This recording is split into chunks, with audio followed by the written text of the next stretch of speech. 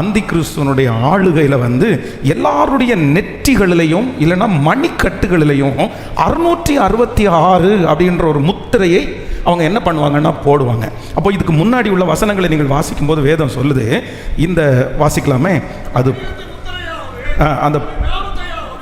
அதன் நாமத்தையாவது, அதன் நாமத்தின் லக்கத்தையாவது அப்படின்னா 17வது வசனம், அதன் நாமத்தின் லக்கத்தையாவது தரித்து கொள்ளுகிறவன் தவிர வேறு ஒருவனும் கொள்ளவும் விற்கவும் கூடாதபடிக்கு செய்தது. அப்படின்னா நல்லா கவனிச்சுங்க, இந்த 666 இப்போ இந்த அந்தி கிறிஸ்து என்ன பண்ணுவோம் அப்படின்னு சொன்னா, இந்த 666 அப்படின்ற முத்திரையை யாரெல்லாம் தங்களுடைய நெற்றிகளிலையும் யாரெல்லாம் தங்களுடைய கையினுடைய மணிக்கட்டிலும் வைக்கிறார்களோ அவர்கள் மட்டும்தான் கொள்ள முடியும், வாங்க முடியும், விற்க முடியும் அப்படின்ற ஒரு ப்ரொசீஜரை கொண்டு வருவான். அப்போ வந்து சமீப காலமாய் நிறைய இடங்களில் வந்து இந்த சிப் அப்படின்றத பொறுத்துறாங்க, நிறைய மிருகங்களுக்கு பொறுத்துறாங்க. ஏறக்குறைய நிறைய காடுகளிலே இருக்கிற மிருகங்களுக்கு வந்து இந்த சிப்பை உள்ள பொருத்தி எங்கெங்க போகுது அப்படின்னு கண்காணிச்சுட்டு இருக்காங்க. மிருகங்களுக்கு டெஸ்ட் பண்ணிட்டு அதற்கு பிறகு மனுஷனிடத்தில் வருவார்கள். சில மேலை நாடுகளில் நீங்க நிறைய பேர் அந்த செய்தியை கேட்டிருப்பீங்க. மேலை நாடுகளிலே நிறைய பேர்களுடைய கையில வந்து என்ன பண்றாங்க அப்படின்னா இந்த சிப்பை வந்து இப்பவே குழந்தைகளுக்கே பொருத்த ஆரம்பிச்சிட்டாங்க. அதே போல இந்த 666 இந்த 666 அப்படின்னு சொன்ன உடனே நிறைய பேர் இந்த நம்பரை வச்சு பயங்கரமா கணக்கு போடுவாங்க. அப்படின்னா நம்ம யூஸ் பண்ற பார்கோட நீங்க கூட்டி பார்த்தீங்கன்னா 666 அப்படின்னு வரும், இதை நீங்க வச்சிருந்தீங்கன்னா 666 வரும். இந்த மாதிரி நிறைய இருக்குது. அது ஒரு அந்த சப்ஜெக்ட் நான் போகல. ஆனா ஒன்று நினைத்துக் கொள்ளுங்கள், 666 அப்படின்ற இந்த 666 முத்திரையை ஒருவேளை நீங்கள் வருகையிலே கைவிடப்பட்டு இருந்தா நம்ம நிறைய பேர் என்ன பண்ணுவோம் அப்படின்னா 666 ஒரு சிப்பு வைக்கணும். இன்னைக்கு வந்து ஒருவேளை கோயம்புத்தூரில் தமிழ்நாட்டில் வந்து சிப்பு வைக்கணும்னு ஒரு சூழ்நிலை வந்துச்சுன்னு வைங்களேன், எத்தனை பேர் நீங்கள் வைப்பீங்கன்னு நினைப்பீங்க? எத்தனை பேர் வைப்பீங்க? சிப்பு வச்சாதான் காய்கறி கடையில் போய் காய்கறி வாங்க முடியும், சிப்பு பொருத்தினா தான் நீங்கள் ட்ராவல் பண்ண முடியும். அந்த மாதிரி ஒரு சூழ்நிலை வந்துச்சு அப்படின்னா நீங்கள் எத்தனை பேர் அதை செய்ய மாட்டேன்னு சொல்லுவீங்க? நிறைய பேருக்கு ஒரு, ஆனால் ஒன்று நீங்கள் நினச்சிக்கங்க, கண்டிப்பாக நீங்கள் செய்ய மாட்டேன்னு சொல்ல முடியாது. ஏன் அப்படின்னு சொன்னால் நம்ம இந்த உலகத்தில் வாழ்கிறோம், நமக்கு சாப்பாடு தேவையாக இருக்குது, நம்ம ட்ராவல் பண்ண வேண்டியதாக இருக்குது. அதனால் ஒன்று நினைத்துக் கொள்ளுங்கள், இந்த 666 அப்படின்றது வந்து என்னைக்கோ ஒரு நாள் வரும். அன்னைக்கு அப்படி நான் வந்துருச்சுன்னா கண்டிப்பாக வந்து நான் வந்து நோ தான் சொல்லுவேன், நான் அதை கையில் மாட்டிக்க மாட்டேன், நெற்றியில் போட மாட்டேன் அப்படின்னு நம்ம சொல்லிட முடியாது. ஏன் அப்படின்னா அந்த 666 ஏற்கனவே நம்ம என்ன பண்ணிட்டு இருக்கோம்னா நம்ம நிறைய பேர் யூஸ் பண்ண சொல்லுங்க ஆரம்பிச்சிட்டோம். சமீபமாகி கொஞ்ச நாளைக்கு முன்னாடி வரைக்கும் நம்ம பார்த்தீங்க அப்படின்னு சொன்னால், இப்போ வந்து கடந்த நாட்களில் நான் ஒரு கடையில் சாப்பிட்றதுக்காக போனேன். அப்போ சாப்பிட்றதுக்காக போகும்போது ரொம்ப 2:30 மணி ஆயிடுச்சு. 2:30 மணிக்கு பசிக்குது, போய் ஆர்டர் பண்ணிட்டேன். ஆர்டர் பண்ண உடனே அவங்க பில்லு வந்து ஒரு 220 ரூபாய்க்குள்ள தான் சொன்னாங்க. அந்த டிஃபன் தான் சாப்பிட்டேன். அப்போ அவங்க சொல்லும்போது உடனே நான் என் பாக்கெட்டுக்குள்ளேருந்து காசை எடுத்து கொடுத்தா, சார் காசு வாங்க மாட்டோம் சார். என்ன காசு வாங்க மாட்டீங்களா? இல்லை ஜிபே பண்ணுங்க. பிரதர் எனக்கு ஜிபே ஆப்ஷன் என்கிட்ட இல்லை, நான் வந்து யூஸ் பண்ணுறது இல்லை, என்கிட்ட பணம் தான் இருக்குது. இல்லை சார், பணம் இல்லாமல் எங்களால் என்ன பண்ண முடியாது, பணத்தில் கொடுக்க முடியாது. எங்களுக்கு ஜிபே இல்லைன்னா இந்த QR கோடை ஸ்கேன் பண்ணி இப்படி தான் அனுப்ப முடியும் அப்படின்னு சொல்லி, சரி இந்த கடை பரவாயில்ல அப்படின்னு சொல்லிட்டு பக்கத்து கடையில் போய் பார்த்தா, அந்த கடையில் போன உடனே கேட்டேன், சார் கேஷ் கொடுத்தா வாங்குவீங்களான்னு கேட்டால், சார் இந்த மாலுக்குள்ள எந்த கடையில் போனாலும் நீங்கள் எது கொடுத்து வாங்க முடியாத பொருள் ஜிபே மட்டும்தான் பண்ணணும். இப்போ எனக்கு பசிக்குது, இப்போ என்ன பண்ணணும்? இப்போ என்கிட்ட ஜிபே இல்லை. உடனே நான் அந்த QR கோடை ஒரு ஃபோட்டோ எடுத்து சர்ச்சினுடைய ஆஃபீஸுக்கு அனுப்பி, இந்த மாதிரி இந்த பணத்தை போட்டு விடுங்க, நான் சாப்பிடணும் அப்படின்னு சொன்ன உடனே இங்கேருந்து அந்த பணத்தை போட்டு விட்டாங்க, எனக்கு வந்து சாப்பாடை கொடுத்தாங்க. அப்போது ஆண்டவருடைய பிள்ளைகளே, நமக்கு தெரிந்தும் தெரியாமலும் நம்ம என்ன பண்ணிட்டு இருக்கோம் அப்படின்னு சொன்னால், யாரோ ஒரு இந்த 666 அப்படின்ற முத்திரை எதற்காக ஆன்டி கிரைஸ்ட் கொண்டு வர்றான் அப்படின்னா, நம்மை கண்காணிக்கும்படியாய், நீங்க போகிறத அறிஞ்சுக்கிறதுக்காக, நீங்க என்ன பண்றீங்க, உங்களையும் என்னையும் வாட்ச் பண்றதுக்காக கொடுக்கப்படுகிற ஒரு முத்திரை தான் 666 666. ஸோ இந்த 666 அப்படின்றது வந்து 10 ஆண்டு 20 ஆண்டு தாண்டி வரல, வந்துருச்சு. அதை நம்ம பயன்படுத்த ஆரம்பித்தோம். இன்றைக்கும் நீங்கள் ஒன்று நினைத்துக் கொள்ளுங்கள், நம்ம நிறைய பேர் எதுக்குள்ளதான் இருக்கிறோம் அப்படின்னு சொன்னா, கண்காணிப்பை விட்டு வெளியில இல்லை. எங்க இருக்கிறோம் அப்படின்னு சொன்னா கண்காணிப்புக்கு உள்ள வந்துட்டோம். அப்போ நிறைய பேர் வந்து நான் 666 போடவே மாட்டேன் அப்படின்னு எல்லாம் சொல்ல மாட்டீங்க. என்ன அப்படின்னா, ஆல்ரெடி அந்த 666 வந்து நமக்குள்ள கொண்டு வருகிறவன் இது போட்டு தான் ஆகணும்னு நம்மகிட்ட வலுக்கட்டாயமாய் அல்ல, மறைமுகமாய் எப்பொழுதுமே சத்துரு நமக்கு விரோதமாய் எழும்புகிறவன் வைக்கிறது நேரடியாக அல்ல. நம்மளை நிறைய நேரத்தில் எவனை விழுங்கலாமோ என்று சிங்கமாய் அல்ல, கர்ச்சிக்கிற சிங்கம் போல எவனை விழுங்கலாமோ என்று வகை தேடி சுற்றி திரிகிறான்.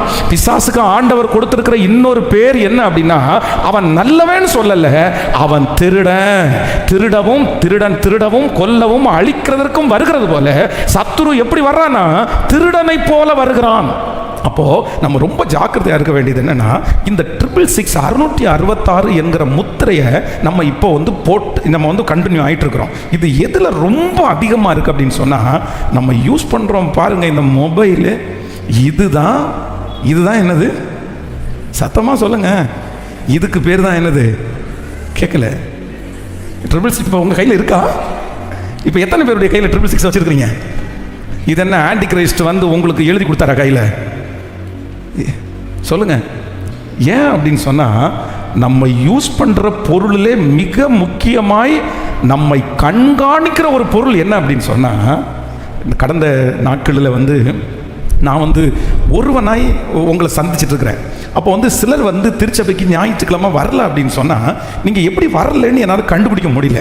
ஒரு சின்ன கூட்டமாக இருக்கும்போது நீங்கள் ஒரு சிலர் வராத இருக்கும்போது எனக்கு தெரிஞ்சிருச்சு. சரி இவங்க வரல அப்படின்னு சொன்னோன்னு ஒரு ஃபோன் பண்ணி கேட்டு, ஏன் சிஸ்டர் நீங்கள் வரல, ஏன் பிரதர் வரல அப்படின்னு கேட்க முடிஞ்சு. அப்போது இப்போ நிறைய பேர் வந்ததுக்கு பிற்பாடு யார் வரல அப்படின்றத கண்டுபிடிக்கவே முடியல. அப்போ உங்களுக்காக வந்து ஒரு ஆப் ஒன்று டெவலப் பண்ணணும் அப்படின்னு சொன்னேன். சொல்லும்போது அந்த மீடியாவில் இருக்கிற அந்த டீமோட பேசும்போது நான் என்ன சொன்னேன் அப்படின்னு சொன்னால், பிரதர் எனக்கு ஒரு ஹெல்ப் பண்ணணும். என்ன ஹெல்ப் பண்ணணும் அப்படின்னு சொன்னால், எனக்கு ஒரு ஆப் பண்ணி தரணும். உள்ள எந்த பிலீவர்ஸ் உள்ள வர்றாங்க, ஞாயிற்றுக்கிழமை யார் வரலன்னு சொல்லி அவங்க அந்த ஆராதனை முடிச்சுட்டு வீட்டுக்கு போகிறதுக்குள்ள என் மொபைலில் லிஸ்ட் வந்துடணும். இவங்க வரலன்னு லிஸ்ட் வந்துடணும். ஸோ அப்போ வந்து இதுக்கு என்ன பண்ணலாம் அப்படின்னு சொல்லி ஒரு அஞ்சு நிறைய ஐடியாஸ். அப்போ வந்து ஒரு ஐடியா என்ன அப்படின்னு சொன்னால், இந்த ஏடிஎம் கார்டு மாதிரி ஒரு கார்டு, அந்த கார்டை வந்து பிரிண்ட் பண்ணி உங்கள் கையில் கொடுத்தா, நீங்கள் வெளியில் வந்து ஒரு சின்ன ஒரு மிஷின் வச்சுருப்போம். நீங்கள் வரும்போது அதை ஸ்வைப் பண்ணிட்டு வந்தால் போதும், உடனே என்ன ஆயிரும் அப்படின்னா நீங்கள் அட்டண்டன்ஸ் விழுந்துடும். இன்னொன்று ஒரு கியூஆர் கோடு, அந்த கியூஆர் கோடை உங்கள் பைபிளில் ஒட்டிட்டோம்னா, 2 பக்கமும் 2 ஸ்கேனர் வச்சுட்டோம்னா, நீங்கள் உள்ளே வந்தால் போதும், அது என்ன பண்ணிடும், அட்டண்டன்ஸ் போடுறோம். இந்த மாதிரி நிறைய ஐடியா பண்ணணும். அப்போ நான் என்ன சொல்றேன்னா, ஒருவேளை அவங்க கார்டை எடுத்துட்டு வராம இருந்தா அவங்கள நோட் பண்ண முடியாது. சரி, ஒட்டுன பைபிளை எடுத்துட்டு வராம இருந்தா நோட் பண்ண முடியாது. இப்படியே நிறைய உட்காந்து யோசிக்கும் போது ஒரு பிரதர் என்ன சொன்னார்னா, பாஸ்டர் ஒரு ஐடியா இருக்குது. என்ன ஐடியா அப்படின்னா, இந்த மொபைலில் லொக்கேஷன் அப்படின்னு ஒன்று இருக்குது. அது ஒரு பெரிய இது என்ன அப்படின்னா, உங்களுடைய மொபைலில் நாங்கள் கனெக்ட் பண்ணிட்டோன்னு வச்சுக்கோங்களேன், இந்த வாசலில் கிட்டத்தட்ட ஒரு 50 மீட்டர், அந்த 50 மீட்டரை வந்து நாங்கள் வந்து இந்த இடத்துல உங்களுடைய மொபைலோட சேர்ந்து அந்த லொக்கேஷனை பண்ணிட்டோம்னா, நீங்கள் உள்ள கேட்டுக்குள்ளே என்ட்ரு ஆகும்போது நீங்கள் வந்துட்டீங்கன்னு எங்களுக்கு தெரிஞ்சிடும். நான் என்ன சொன்னேன்னா, ஒரே ஒரு கண்டிஷன், ஜனங்களுடைய அட்டண்டன்ஸ் எனக்கு வேணும், ஆனால் யாரையுமே கஷ்டப்படுத்தக்கூடாது. இன்னொன்று, நம்ம அட்டண்டன்ஸ் எடுக்கிறோன்ற அந்த எண்ணமே அவங்களுக்கு வரக்கூடாது. இந்த ஒரு ஆப்ஷன் இருக்கு பாஸ்டர், இது வேணா செக் பண்ணலாமான்னு கேட்டு பேசிட்டு இருந்தோம். அப்போ ஆண்டவருடைய பிள்ளைகளே, ரத்தினபுரியில் ஒரு மூலையில் 10ஆம் கிளாஸ் ஃபெயிலான ஒருத்தருடைய மூளைக்குள்ள உங்களை கண்காணிக்கிறதுக்கு, உங்களை அட்டண்டன்ஸ் போடுறதுக்கு ஒரு ஒன்று உண்டாக்கி இந்த மாதிரி பண்ணலான்னு யோசிச்சா,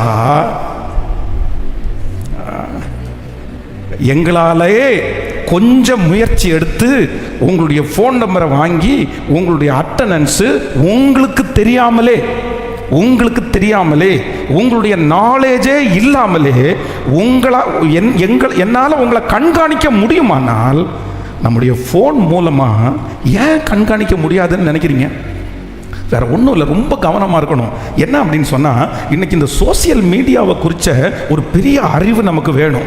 இந்த மொபைலை நீங்கள் யூஸ் பண்ணுற இந்த சோசியல் மீடியாவை நீங்கள் சரியான விதத்திலே நீங்கள் கையாளாவிட்டால் பெரிய பிரச்சனைக்குள்ளே நம்ம மாட்டிடுவோம். அதனால் இந்த ஃபஸ்ட்டு டே வந்து ஒரு 3 காரியத்தை நம்ம சொல்ல போகிறோம். ஒரு சோசியல் மீடியாவை, ஒரு மொபைலை ஒரு தேவனுடைய பிள்ளை பயன்படுத்துகிற 3 விதத்தினுடைய ஒரு அவேர்னஸ் மட்டும் உங்களுக்கு கொடுத்து உங்களுக்காக ஜெபிக்க போகிறேன். அதனால் நம்ம ரொம்ப கவனமாக இருக்கணும். ஆண்டவர் உங்களை ஒரு வசனத்தை கூட வாசிக்கலாம். நீங்கள் இந்த ரெவலேஷன் வெளிப்படுத்தின விசேஷம் 15ஆம் அதிகாரத்தினுடைய 2வது வசனத்தை வாசிக்கலாமா? வெளிப்படுத்தின விசேஷம் 15வது அதிகாரத்தினுடைய 2வது வசனத்தை வாசிக்கலாம்.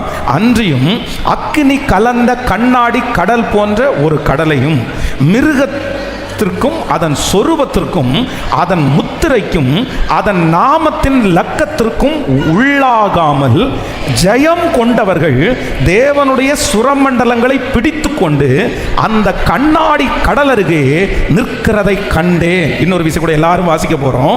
அன்றியும் அக்கினி கலந்த கண்ணாடி கடல் போன்ற ஒரு கடலையும் மிருகத்திற்கும் அதன் சொரூபத்திற்கும் அதன் முத்திரைக்கும் அதன் நாமத்தின் லக்கத்திற்கும், அந்த இடத்தை நோட் பண்ணிக்கிங்க, உள்ளாகாமல். எல்லாரும் நோட் பண்ணிக்கிங்க. அப்படின்னா மேலே நீங்கள் வாச்சாதான் புரியும். அன்றியும் அக்கினி கலந்த கண்ணாடி கடல் போன்ற ஒரு கடலையும் மிருகத்திற்கும் அதன் சொரூபத்திற்கும் அதன் முத்திரைக்கும் அதன் நாமத்தின் லக்கத்திற்கும் உள்ளாகாமல் ஜெயம் கொண்டவர்கள் தேவனுடைய சுரமண்டலத்தை பிடித்து கொண்டு அந்த கண்ணாடி கடல் அருகே நின்றார்கள். அல்லேலூயா. அப்போ ஆண்டவருடைய பிள்ளைகளே, நம்முடைய கையில இனி கொடுக்க போகிற 666 முத்திரை அல்ல, அந்த லக்கம் அல்ல, அந்த நாமம் அல்ல. ஏற்கனவே நமக்கு கொடுக்கப்பட்டிருக்கிற, நம்மளை கண்ட்ரோல் பண்ற, நம்மளை பார்த்துட்டு இருக்கிற, நம்மளை கண்காணிக்கிற ஒரு கேஜெட் நம்மகிட்ட இருக்குது, ஒரு மெயில் ஐடி நம்மகிட்ட இருக்குது, ஒரு ஃபோன் நம்மகிட்ட இருக்குது, ஒரு நம்பர் நம்மகிட்ட இருக்குது, ஒரு வாட்ஸ்அப் நம்மகிட்ட இருக்குது, நமக்கு ஒரு யூடியூப் இருக்குது. இது எல்லாத்துலேயும் நீங்க என்ன சேட் பண்றீங்க, என்ன பேசுறீங்க, நீங்க எதை பார்க்குறீங்க, எதை போனுக்குள்ள வச்சிருக்கிறீங்க, நீங்க அதனுடைய ஸ்டோரேஜ் வச்சிருக்கிறீங்களோ இல்லையோ, நீங்க அதை டெலீட் பண்ணினாலும், எத்தனை வருஷம் தாண்டினாலும் உங்களுடைய ஐடியா வச்சு, உங்களுடைய மெயில் ஐடியா வச்சு, உங்களுடைய போன் நம்பரை வச்சு நீங்க பார்த்தது, நீங்க பேசினது, நீங்க ஸ்டோரேஜ் பண்ணது, இது எல்லாத்தையும் எடுக்கக்கூடிய ஒரு இடம் இருக்குது. அந்த இடத்திற்கு உள்ளாகாமல், அதுல உள்ளாகாமல் ஜெயம் கொள்ளுகிறவர்கள் தேவனுடைய சுரமண்டலத்தை பிடித்து கொண்டு அந்த கண்ணாடி கடல் அருகே. அப்போ முதல்ல ஜெயிக்க வேண்டியது 666 அல்ல. முதல்ல ஜெயிக்க வேண்டியது என்ன சொல்லுங்க சத்தமா? இந்த 666னுடைய ஒரு ஃபர்ஸ்ட் வெரைட்டி என்ன பண்ணியிருக்கிறது? இந்த 666ன்றது அப்டேட் பண்ண சாஃப்ட்வேர். பக்கத்தில் கையை பிடிச்சி சொல்லுங்க, அப்டேட் பண்ண சாஃப்ட்வேர். இப்போ வாட்ஸ்அப் நம்ம யூஸ் பண்ணுறோம், அப்படி இல்லை, சிலர் வந்து ஒரு 10 வருஷமா 15 வருஷமா யூஸ் பண்ணிப்பாங்கன்னு நினைக்கிறேன். இந்த 15 வருஷத்துக்கு முன்னாடி வந்த புதுசில் வாட்ஸ்அப்பை யூஸ் பண்ணும்போது, வாட்ஸ்அப்பில் பார்த்தீங்க அப்படின்னா இன்னைக்கு இருக்கிற நிறைய ஆப்ஷன்ஸ் வந்து அதில் இல்லை. நிறைய நம்ம பண்ண முடியாது. இன்னைக்கு பார்த்தீங்க அப்படின்னு சொன்னால் ஒன்றும் இல்லை, உங்கள் மூஞ்சி இருக்குதா, இந்த மூஞ்சியை எடுத்து இப்படி டான்ஸ் பண்ணுற ஒரு ஒரு பொம்மை, அந்த பொம்மைக்கு மேலே உங்கள் மூஞ்சியை எடுத்து வச்சு டிசைன் பண்ணி வாட்ஸ்அப்பில் அனுப்ப முடியும். அப்படின்னா நீங்கள் ஒரு மெசேஜ் அனுப்பின உடனே நீங்களே டான்ஸ் ஆடுறது மாதிரி கூட அனுப்பிடலாம். அந்த மாதிரி வந்துருச்சு. ஆனால் ஒரு 10 வருஷத்துக்கு முன்னாடி நீங்கள் வந்து ஒரு எஸ்எம்எஸ்க்கு ஒரு தேங்க்ஸோ இல்லைன்னா ஒரு பூங்கொத்தோ அனுப்பணும்னா நீங்கள் நினைக்கிற மாதிரி இவ்வளோ 3D எல்லாம் அனுப்ப முடியாது. அன்னைக்கு என்ன பண்ண தெரியுமா? ஏதோ விழுறது மாதிரி தோணும், கடைசியில் வந்த ஒரு பூங்கொத்து மாதிரி தெரியும், வேற எதுவுமே அனுப்ப முடியாது. இந்த 10 இயர்ஸில் வாட்ஸ்அப்பில் எத்தனையோ அப்டேட்ஸ் வந்திருக்குது. இன்னைக்கு இருக்கிற வாட்ஸ்அப் வந்து என்னென்ன ஜனங்களுக்கு தேவையோ அவ்வளோ தூரம் வந்துச்சு. இன்னும் ட்ரை பண்ணிட்டு இருக்கிறாங்க. அடுத்தும் ஜனங்களுடைய நீடு என்னன்னு தேவைப்பட்டு அப்டேட் பண்ணுவாங்க. ஆனால் அதனுடைய நேம் என்னதான்? வாட்ஸ்அப் தான் ஆரம்பிச்சது. அப்போ நான் என்ன நம்புகிறேன் அப்படின்னா 666 அப்படின்றது லாஸ்ட்டில் வர்றதா இருக்கலாம், ஆனால் அது அப்டேஷன். ஆனால் எங்கே ஸ்டார்ட் ஆயிடுச்சு அப்படின்னா இந்த மொபைலில் ஆரம்பம் ஆகிவிட்டது. அப்போது ஃபஸ்ட்டு ஒரு தேவனுடைய பிள்ளை எதை ஜெயிக்கணும் அப்படின்னு சொன்னால், உங்களை கண்காணிக்கிறது ஒன்று பிசாசு, இன்னொன்று கர்த்தர். அவர் நம்மளை பார்க்கிறார். அதான் யோசேப்பு சொல்லும்போது சொல்கிறான், என் தேவனுக்கு விரோதமாக இவ்வளோ பெரிய பொல்லாங்க நான் எப்படி இப்போ பாருங்களேன், இப்போ உங்கள்கிட்ட எல்லாத்தையும் கேட்குறேன், உங்கள் ஃபோனை மட்டும் எடுத்துட்டு ஆன்டி கிரைஸ்ட் வந்து இந்த பாரு 666 நீ போட்டு தான் ஆகணும் அப்படின்னு சொன்னால், இப்போ இல்லை நான்லாம் போட மாட்டேன், பாஸ்டர் பிரசங்கம் பண்ணியிருக்கிறாரு, ஐயோ 666 பைபிள்லே சொல்லப்பட்டிருக்குது, நீங்கள் எப்படி சொல்ல முடியும்னு நினைக்கிறீங்க? சொன்னோன்னா அந்த பக்கத்துலேருந்து பிசாசு என்ன சொல்லுவான் தெரியுமா? அடா ஏற்கனவே நீ சப்ஸ்கிரைப் பண்ணிட்ட,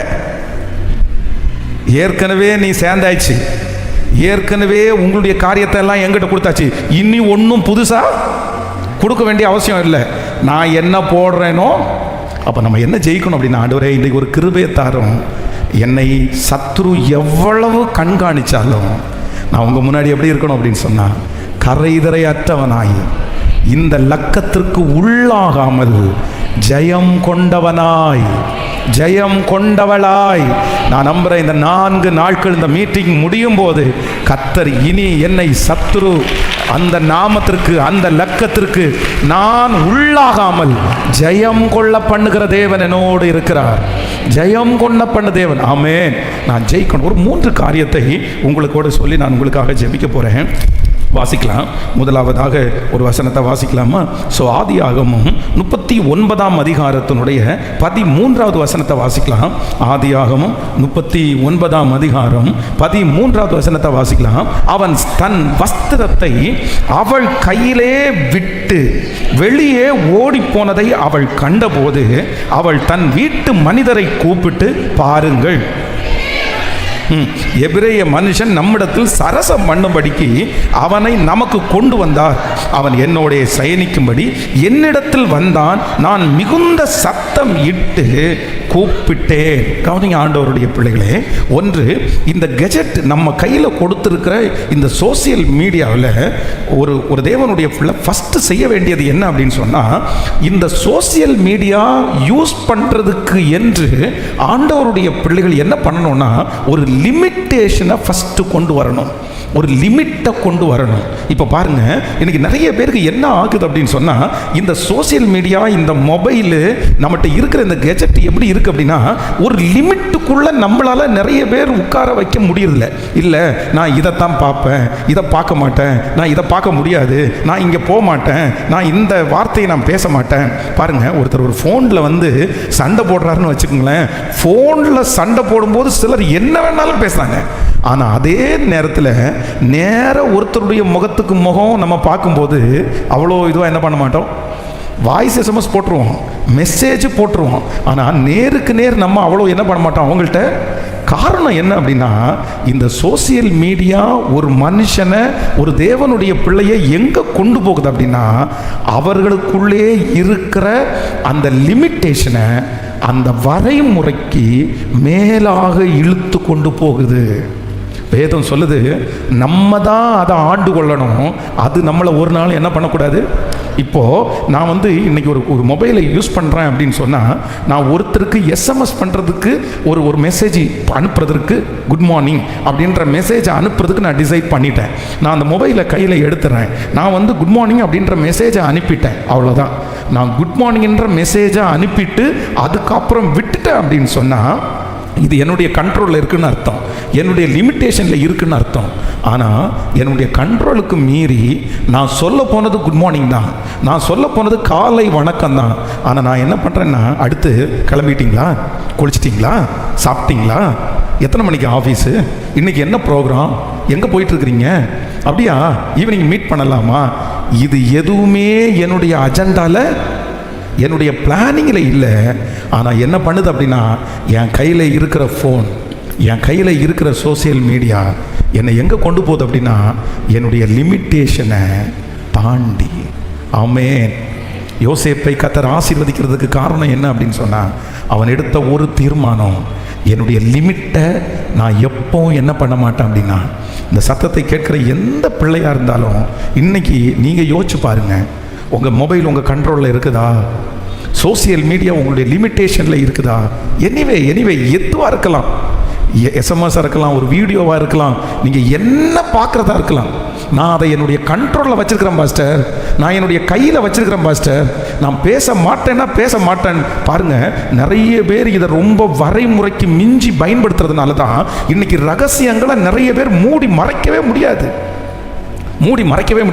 உங்கள் ஃபோனில் நீங்கள் ரெக்கார்ட் பண்ணுற ஆப்ஷனை போடாட்டா கூட உங்கள் மொபைலில் பேசுகிறதா பொதுவாக ஆப்போசிட்டில் இருக்கிற ஒருத்தர் ரெக்கார்ட் பண்ணால் உங்களுக்கு நியூஸ் சொல்லும், உங்களுடைய கால் ரெக்கார்ட் பண்ணப்படுதுன்னு சொல்லும். ஆனால் அந்த நியூஸே வராமல் நீங்கள் ஒருத்தரிடத்துல ஃபோன் பண்ணி பேசிகிட்டு இருக்கும்போது உங்கள் அனுமதி இல்லாமல், உங்களுக்கு தெரியாமல் உங்களுடைய காலை நீங்கள் பேசுகிறத ரெக்கார்ட் பண்ண முடியும்.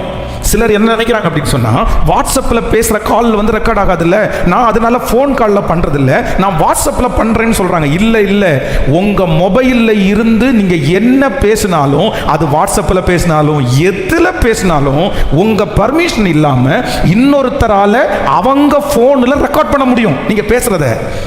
சிலர் ரொம்ப கவனமாக இருங்க. சிலர் டக்குன்னு பேசிடுறாங்க, நிறைய பேசிடுறாங்க. நீங்கள் பேசின கால்ஸை மட்டும் ரெக்கார்ட் பண்ணி ஒரு நாள் உங்கள் முன்னாடி போட்டு காமிச்சாங்கன்னு வச்சுங்களேன், மூணாவது ஒருத்தர் கேட்டாங்கன்னு வச்சுங்களேன், உங்களை ரொம்ப தப்பாக நினைப்பாங்க. உங்கள் பேரை நீங்கள் கெடுத்துருவீங்க, உங்கள் ரகசியங்கள் உங்களை விட்டு போயிடும். அதனால தான் ஒரு தேவனுடைய பிள்ளை, ஆண்டவரே எனக்கு இன்னைக்கு ஒரு கிருபை தாங்க, 666 இதை ஆரம்பிச்சிருச்சு. இதை நீங்கள் லிமிட்டேஷன் இல்லாமல் நீங்கள் பயன்படுத்திட்டீங்கன்னா ஒரு நாள் சத்துரு எங்கே பிடிப்பான் அப்படின்னு சொன்னால், இந்த இடத்துல வந்து உங்களை பிடிச்சிருவான். என் கையில் இருக்குப்பா, உன்னுடைய எவிடன்ஸ் என் கையில் இருக்குப்பா. அதனால் இன்றைக்கி ஃபஸ்ட்டு ஒரு தீர்மானம் எடுப்போம். என்ன தீர்மானம் எடுக்க போகிறோன்னா, இந்த மொபைலை நான் எப்படி தான் யூஸ் பண்ணுவேன்? சத்தமாக சொல்லுங்கள் எல்லாரும் சொல்லுங்கள், இம்மட்டும் வா மிஞ்சி வராதே. அதான் ஒரு ஆய்வில் சொல்கிறாங்க, ஒரு மனுஷன் ஒரு கையில் இருக்கிற ஃபோனை 9 மணி நேரம் பயன்படுத்துகிறாங்களாம். 9 hours. ஒரு 24 மணி நேரத்தில் 9 மணி நேரம் ஒரு மனுஷன் ஃபோனை நம்ம பயன்படுத்தினா நம்முடைய எதிர்காலம் என்ன, நம்முடைய வாழ்க்கை என்ன, நம்ம என்ன கடமையை செய்ய முடியும், நம்ம எப்படி வாழ முடியும், நம்ம எப்படி சாதிக்க முடியாது. நம்முடைய ஒர்க் ரீதியாக சம்மந்தப்பட்டு வேலை செய்கிறேன் அதை சொல்ல வரல. ஆனால் நம்ம தேவையில்லாமல் பயன்படுத்துகிறதுல முதல்ல நமக்கு என்ன வேணும் அப்படின்னு சொன்னால், ஒரு லிமிட்டேஷன். கைகளை எல்லாரும் மேலே உயர்த்தி ஆண்டவரிடத்தில் சொல்லுங்க, ஆண்டவரே எனக்கு ஒரு கிருபையை தாருங்க ஆண்டவரே. இன்றையிலிருந்து உங்களுடையது எல்லாம் கண்காணிக்கப்படுகிறது, உங்களுடையது எல்லாம் கொடுக்கப்படுகிறது. நீங்கள் என்ன பார்க்கிறீர்கள், என்ன செய்கிறீர்கள் எல்லாமே கணக்கு இருக்கிறது. அதனால் கைகளை உயர்த்தி, அப்பா ஸ்தோத்திரம், நன்றி ஆண்டவரே, ஒரு லிமிட்டை எனக்கு கொடுங்க ஆண்டவரே. சத்தத்தை உயர்த்தி ஏசப்பாட்ட கேளுங்க, ஆண்டவரே அந்த லிமிட்டேஷனுக்குள்ளே எங்களை கொண்டு வாங்க ஆண்டவரே. அந்த வரைமுறையை நான் தாண்டக்கூடாது, அந்த அளவுகோலை நான் தாண்டக்கூடாது. சொல்லுங்க, நான் தாண்டக்கூடாது ஆண்டவரே. அந்த லிமிட்டுக்கு மேலே நான் போகிறத கர்த்தர் தடுத்து நிறுத்துறதற்கு ஒரு அற்புதத்தை எனக்கு செய்யுங்க ஆண்டவரே. ஹல்லேலூயா. கைகளை அசைத்து ஒரு ஹல்லேலூயா சொல்லலாம். பாருங்க, இந்த சோசியல் மீடியா நம்மளை என்ன பண்ணிடக்கூடாதுன்னா, அதனுடைய கண்ட்ரோலில் நம்ம கொண்டு போகக்கூடாது. அது என்னுடைய கண்ட்ரோல். இப்போ உங்களை பார்த்து கேளுங்க, நீங்கள் அதனுடைய கண்ட்ரோலில் இருக்கிறீங்களா, இல்லை அது உங்கள் கண்ட்ரோலில் இருக்குதா? நீங்கள் வைக்கணும்னு நினச்சா வச்சிருவீங்களா? நீங்கள் பார்க்கக்கூடாதுன்னு நினச்சா பார்க்க மாட்டீங்களா? நீங்கள் 3 நாள் ஃபோனே எடுக்க மாட்டேன்னு சொன்னால் உங்களால் எடுக்காமல் இருக்க முடியுமா? இது ஒரு விஷயம் நம்முடைய சீஃப் மினிஸ்டர்கிட்ட கேட்டாங்களாமா, இந்த சாராயம் எல்லாம் குடிக்கிறத உங்கள் ஆட்சிக்கு வந்தால் நீங்கள் நிறுத்திடுறேன்னு சொன்னீங்கல்ல, அதை நிறுத்தினா ஆயிரக்கணக்கான குடும்பங்கள் நல்ல சந்தோஷமாகுமே, அந்த சாராய கடையெல்லாம் இழுத்து மூட வேண்டியதானே அப்படின்னு சொல்லும்போது ஒரு ஆராய்ச்சி சொன்னாச்சாமா, சாராய கடையை மூடுனா பைத்தியக்காரங்க அதிகமாவாங்களாமா. ஹலோ, சாராய கடையை மூடுனா பைத்தியக்காரங்க. ஏன் அப்படின்னா, இத்தனை வருஷத்தையும் குடிச்சு அவங்க குடிக்கலன்னா அவங்க என்னவா மாறிடுவாங்களாமா? இப்போ நம்ம வீட்டில் இருக்கிற வாலிப பிள்ளைக்கு ஒரு பனிஷ்மெண்ட்டும் கொடுக்க வேண்டாம், மொபைலை மட்டும் கொடுங்க, அவன் கண்டிப்பாக எப்படி ரியாக்ட் பண்ணான்னு பாருங்க. மொபைலை மட்டும் கொடுங்க. பாருங்க, மொபைலில் கொடுக்குற வேலையை மட்டும் கேட்கல, அது கொடுங்க, முதல்ல கொடுங்க. உங்கள் கணவனாருடைய கையிலேருந்து மொபைலை மட்டும் கொடுங்க, உன் மனைவியினுடைய கையில் இந்த மொபைலை மட்டும் போடுங்க. சோத்தை கூட விட்டு கொடுப்பாங்க நான், ஆனால் எதை விட்டு கொடுக்க மாட்டேன். என் மொபைலை மட்டும் விட்டு கொடுக்க மாட்டேங்க. கண்டிப்பாக ஒரு 3 நாட்கள் எதுக்கோ ஃபாஸ்டிங் எடுக்கிறீங்கல்ல, ஒரு 3 நாள் நான் ஃபோனை எடுக்க மாட்டேன்னு ஒரு ஃபாஸ்டிங் இருந்து பாருங்க. அந்த ஃபாஸ்டிங்கில் நீங்கள் ஜெயிச்சிட்டிங்கன்னா நீங்கள் பரலோகம் போயிடுவீங்க. கண்டிப்பாக சொல்கிறேன், பரலோகம் போயிடுவீங்க. ஆனால் நிறைய பேரால் அது என்ன பண்ண முடியாது. ஐயோ, என்னமோ தனிமை இருந்த மாதிரி இருக்கும், என்னமோ வெறுமையாக இருந்த மாதிரி இருக்கும், என்னமோ யாரும் இல்லாத மாதிரி இருக்கும். காரணம் என்ன அப்படின்னா, நம்ம நிறைய பேர் யாருடைய கண்ட்ரோலில் போயிட்டோம் அப்படின்னா, அந்த மீடியா, அந்த மொபைல் இல்லைன்னா அந்த கெஜெட்டினுடைய கண்ட்ரோலுக்குள்ளே நம்ம போயிட்டோம். சிம்சோனை குறித்து வேதம் சொல்லுது, தப்புன்னு தெரியுது, தெளிலாள்கிட்ட இருக்கிறது மோசம்னு தெரியுது. அந்த மனுஷி தன்னுடைய ரகசியத்தை தெரிஞ்சுக்கிட்டு தன்னை போட்டு கொடுக்க போறான்னு தெரியுது. கவனிங்க, இந்த சிம்சோனை காட்டி கொடுக்கணும்னு தெளிலாள் இடத்துல பேசினாங்கன்னா, பணம் பேசினாங்கல்ல, அந்த பணத்தினுடைய தொகை மிகப்பெரிய தொகை. எவ்வளவு தொகைன்னா, இன்னைக்கு ஒரு மனுஷனுக்கு லாட்ரி அடிச்சா எவ்வளவு தொகை வருமோ அவ்வளவு தொகை அவங்களுக்கு கொடுக்குறேன்னு அங்கே இருக்கிறவங்க எல்லாம் வாக்குறுதி கொடுக்குறாங்க. அவ்வளோ பெரிய தொகையை கொடுக்குறாங்க. தன்னை மாட்ட போறேன், தன்னை பிடிச்சி கொடுக்க போறா, இவங்க இதுக்கு தான் இவன் பிளான் பண்றான், எல்லாமே அவனுக்கு தெரிஞ்சும் ஆனால் அந்த தெளிலாளுடைய பிடி அவனை என்ன பண்ணலை அப்படின்னா, கண்ட்ரோல். பிரதர் சிஸ்டர், இன்னைக்கு ஆண்டவர் இந்த ஃபர்ஸ்ட் டே பேசுறாரு. நீங்க யாருடைய கண்ட்ரோலில் இருக்கிறீங்க? நீங்க பொதுவாக யாருடைய கண்ட்ரோலையும் இல்லாத ஆள். பரிசுத்த ஆவியானவர் தான் உங்களை சகல கட்டுப்பாட்டுக்குள்ளேயும் கர்த்தர் நடத்தினார். ஆனால் இன்னைக்கு இன்னைக்கு இன்னைக்கு இன்னைக்கு யாருடைய கண்ட்ரோலில் இருக்கிறீங்க? உங்கள்கிட்ட இருக்கிற அந்த 666, உங்கள்கிட்ட இருக்கிற அந்த 666 வந்து நீங்கள் அதுக்குடைய கண்ட்ரோலுக்கு போயிட்டீங்களா, இல்லை அதை உங்களுடைய கண்ட்ரோலுக்குள்ளே வச்சுருக்கிறீங்களா? இன்றைக்கி நீங்கள் தீர்மானம் எடுங்க. இன்றைக்கி தீர்மானம் எடுங்க. நான் தேவையானது மட்டும்தான் நான் செய்யணும் ஆண்டவரே. தேவையில்லாததை நான் என்ன பண்ணக்கூடாதுண்ணா, நானா என்னுடைய ரகசியங்களை கொண்டு போய் அந்த 666க்குள்ளே போட்டக்கூடாது. நானா என்னுடைய காரியத்தை கொண்டு போய் அங்கே உள்ளே வச்சிடக்கூடாது. எனக்கு ஒரு கிருபை தாருங்க ஆண்டவரே. நான் உங்கள் கரத்தில் அடங்கி இருக்கிற ஒரு தேவ பிள்ளை. கைகளை மேலே உயர்த்தி சொல்லுங்க, வாலிப தம்பிங்க சொல்லுங்க, தங்கச்சிங்க சொல்லுங்க, முழு வெள்ளத்தோட சொல்லுங்க, அப்பா ஒரு கிருபை எனக்கு வேண்டும், ஒரு கிருபை எனக்கு வேண்டும். இல்லை இல்லை, இதை ஆளுகை செய்கிறதுக்கு நான் விட மாட்டேன். சொல்லுங்க, இதை ஆளுகை செய்கிறதுக்கு நான் விட மாட்டேன். நிறைய சிம்சோனுடைய அபிஷேகத்தையே எடுத்து போட்டது போல சிம்சோனை ஆண்டவர் ரொம்ப நம்பினார். சிம்சோன் மேல ஆண்டவர் ஒரு பெரிய வெற்றியை வச்சிருந்தார். ஆனா இந்த தெளிலாள் அப்படின்ற ஒரு 666, தெளிலாள் என்கிற ஒரு அந்த காரியம் அவனை அப்படியே கண்ட்ரோலுக்குள்ள வச்சிருந்ததுனால அவனுடைய தரிசனம் ஒன்றும் இல்லாம போச்சு, அவனுடைய எதிர்காலம் ஒன்றும் இல்லாம போச்சு, அவங்களுடைய வளர்ச்சிகள் எல்லாம் அப்படியே மூடி போகப்பட்டது. இன்னைக்கு ஆண்டவர் பேசுறாரு, உங்க மேல ஆண்டவர் ஒரு பெரிய திட்டத்தை வச்சிருக்கிறார். சிஸ்டர், உங்களுக்கு கொண்டு ஆண்டவர் ஒரு பெரிய நோக்கத்தை வச்சிருக்கிறாரு. உங்களை கொண்டு தான் ஆண்டவர் குடும்பத்தை கட்டணும்னு நினைச்சாரு. உங்களுக்கு இந்த உயர்வு அல்ல, கர்த்தர் இந்த பூலோகத்திலே உங்களை கொண்டு பெரிய உயர்வை கர்த்தர் வச்சிருந்தாரு. ராஜாக்களுக்கு மத்தியில் நீங்க நிக்கிறதுக்கு ஆண்டவர் உங்களை அழைச்சிருந்தாரு. பெரிய பெரிய ஓ ஹல்லேலூயா ஆட்கள் மத்தியில் ஆண்டவர் உங்களை உட்கார வைக்கிறதுக்காக அழைத்தார். ஆனா என்னமோ தெரியல, ஏதோ ஒன்னுடைய கண்ட்ரோலுக்குள்ள நீங்க இருக்கிறீங்க. கர்த்தர் சொல்றாரு, இல்ல அது என்ன ஆளுகை செய்கிறதுக்கு நான் விட மாட்டேன். சொல்லுங்க, விட மாட்டேன். இயேசுவே, என் கண்ட்ரோலுக்குள்ள கொண்டு வரதுக்கு பலன் தாங்க ஆண்டவரே. நான் அதில் ஜெயிக்கணும் ஆண்டவரே. கேளுங்க, அப்பாட்ட கேளுங்க, அப்பா அதுல இருந்து நான் விடுதலை வேணும், விடுதலை வேணும், விடுதலை வேணும், விடுதலை வேணும். ஹல்லேலூயா. நான் யாருக்கும் அடிமைப்பட்டவன் அல்ல. சொல்லுங்க, நான் யாருக்கும் அடிமைப்பட்டவன் அல்ல. ஆமென். இப்போ கவனிச்சுங்க. இப்போ சொல்லுங்க, உங்களுக்கு 666 போடுறது ஆன்டி கிரைஸ்ட் நினைச்சா உங்களுக்கு போடுறது ஈஸியா கஷ்டமா? ஈஸியா கஷ்டமா? ரொம்ப ஈஸி. ஏன் அப்படின்னா அதனுடைய முழு உரிமையை நம்ம என்ன பண்ணியாச்சு, கொடுத்தாச்சு. நம்ம யாருடைய கண்ட்ரோலில் இருக்கிறோம்? இந்த மொபைல் வாங்குறோம் பாருங்க, மொபைலில் வாங்கி ஃபஸ்ட்டு இந்த மொபைலை ஆன் பண்ணும்போது எடுத்த உடனே மொபைல் ஆன் ஆகாது, எடுத்த உடனே ஆன் ஆகாது. இந்த மொபைல் என்ன கேட்கும் அப்படின்னு சொன்னால், நிறைய விஷயம் உங்கள்கிட்ட அக்ரி பண்ணுறதுக்கு கேட்கும். இதெல்லாம் செய்வோம் ஓகேவா, இதெல்லாம் செய்வோம் ஓகேவா. யாராவது ஒருத்தர் அந்த புது மொபைல் வாங்கும்போது அது கேட்குற அத்தனை கேள்விகளையும் படித்து தான் நான் அக்ரி பண்ணேன்னு சொல்கிறோம். கை தூக்குங்க பார்க்கலாம். ஒருத்தர் சொல்லுங்க பார்க்கலாம், ஒருத்தர் சொல்லுங்க. நம்ம அத்தனை பேரும் என்ன தான் பண்ணோம்னா, நெக்ஸ்ட்டு நெக்ஸ்ட்டு நெக்ஸ்ட்டு நெக்ஸ்ட்டு, கடைசியில் டன்னு, அவ்வளோதான் முடிஞ்சு. டன் கொடுத்துருப்பா. நம்ம ஓப்பன் பண்ணதில் தான் குறியாக இருந்தோம், நம்ம டிஸ்பிளே வர்றதில் தான் குறியாக இருந்தோம். ஆனால் அந்த மொபைல் தயாரிக்கிற மனுஷன் என்ன கேட்குறான்னு கூட நமக்கு, அதை கேட்குற அளவுக்கு பொறுமை நமக்கு.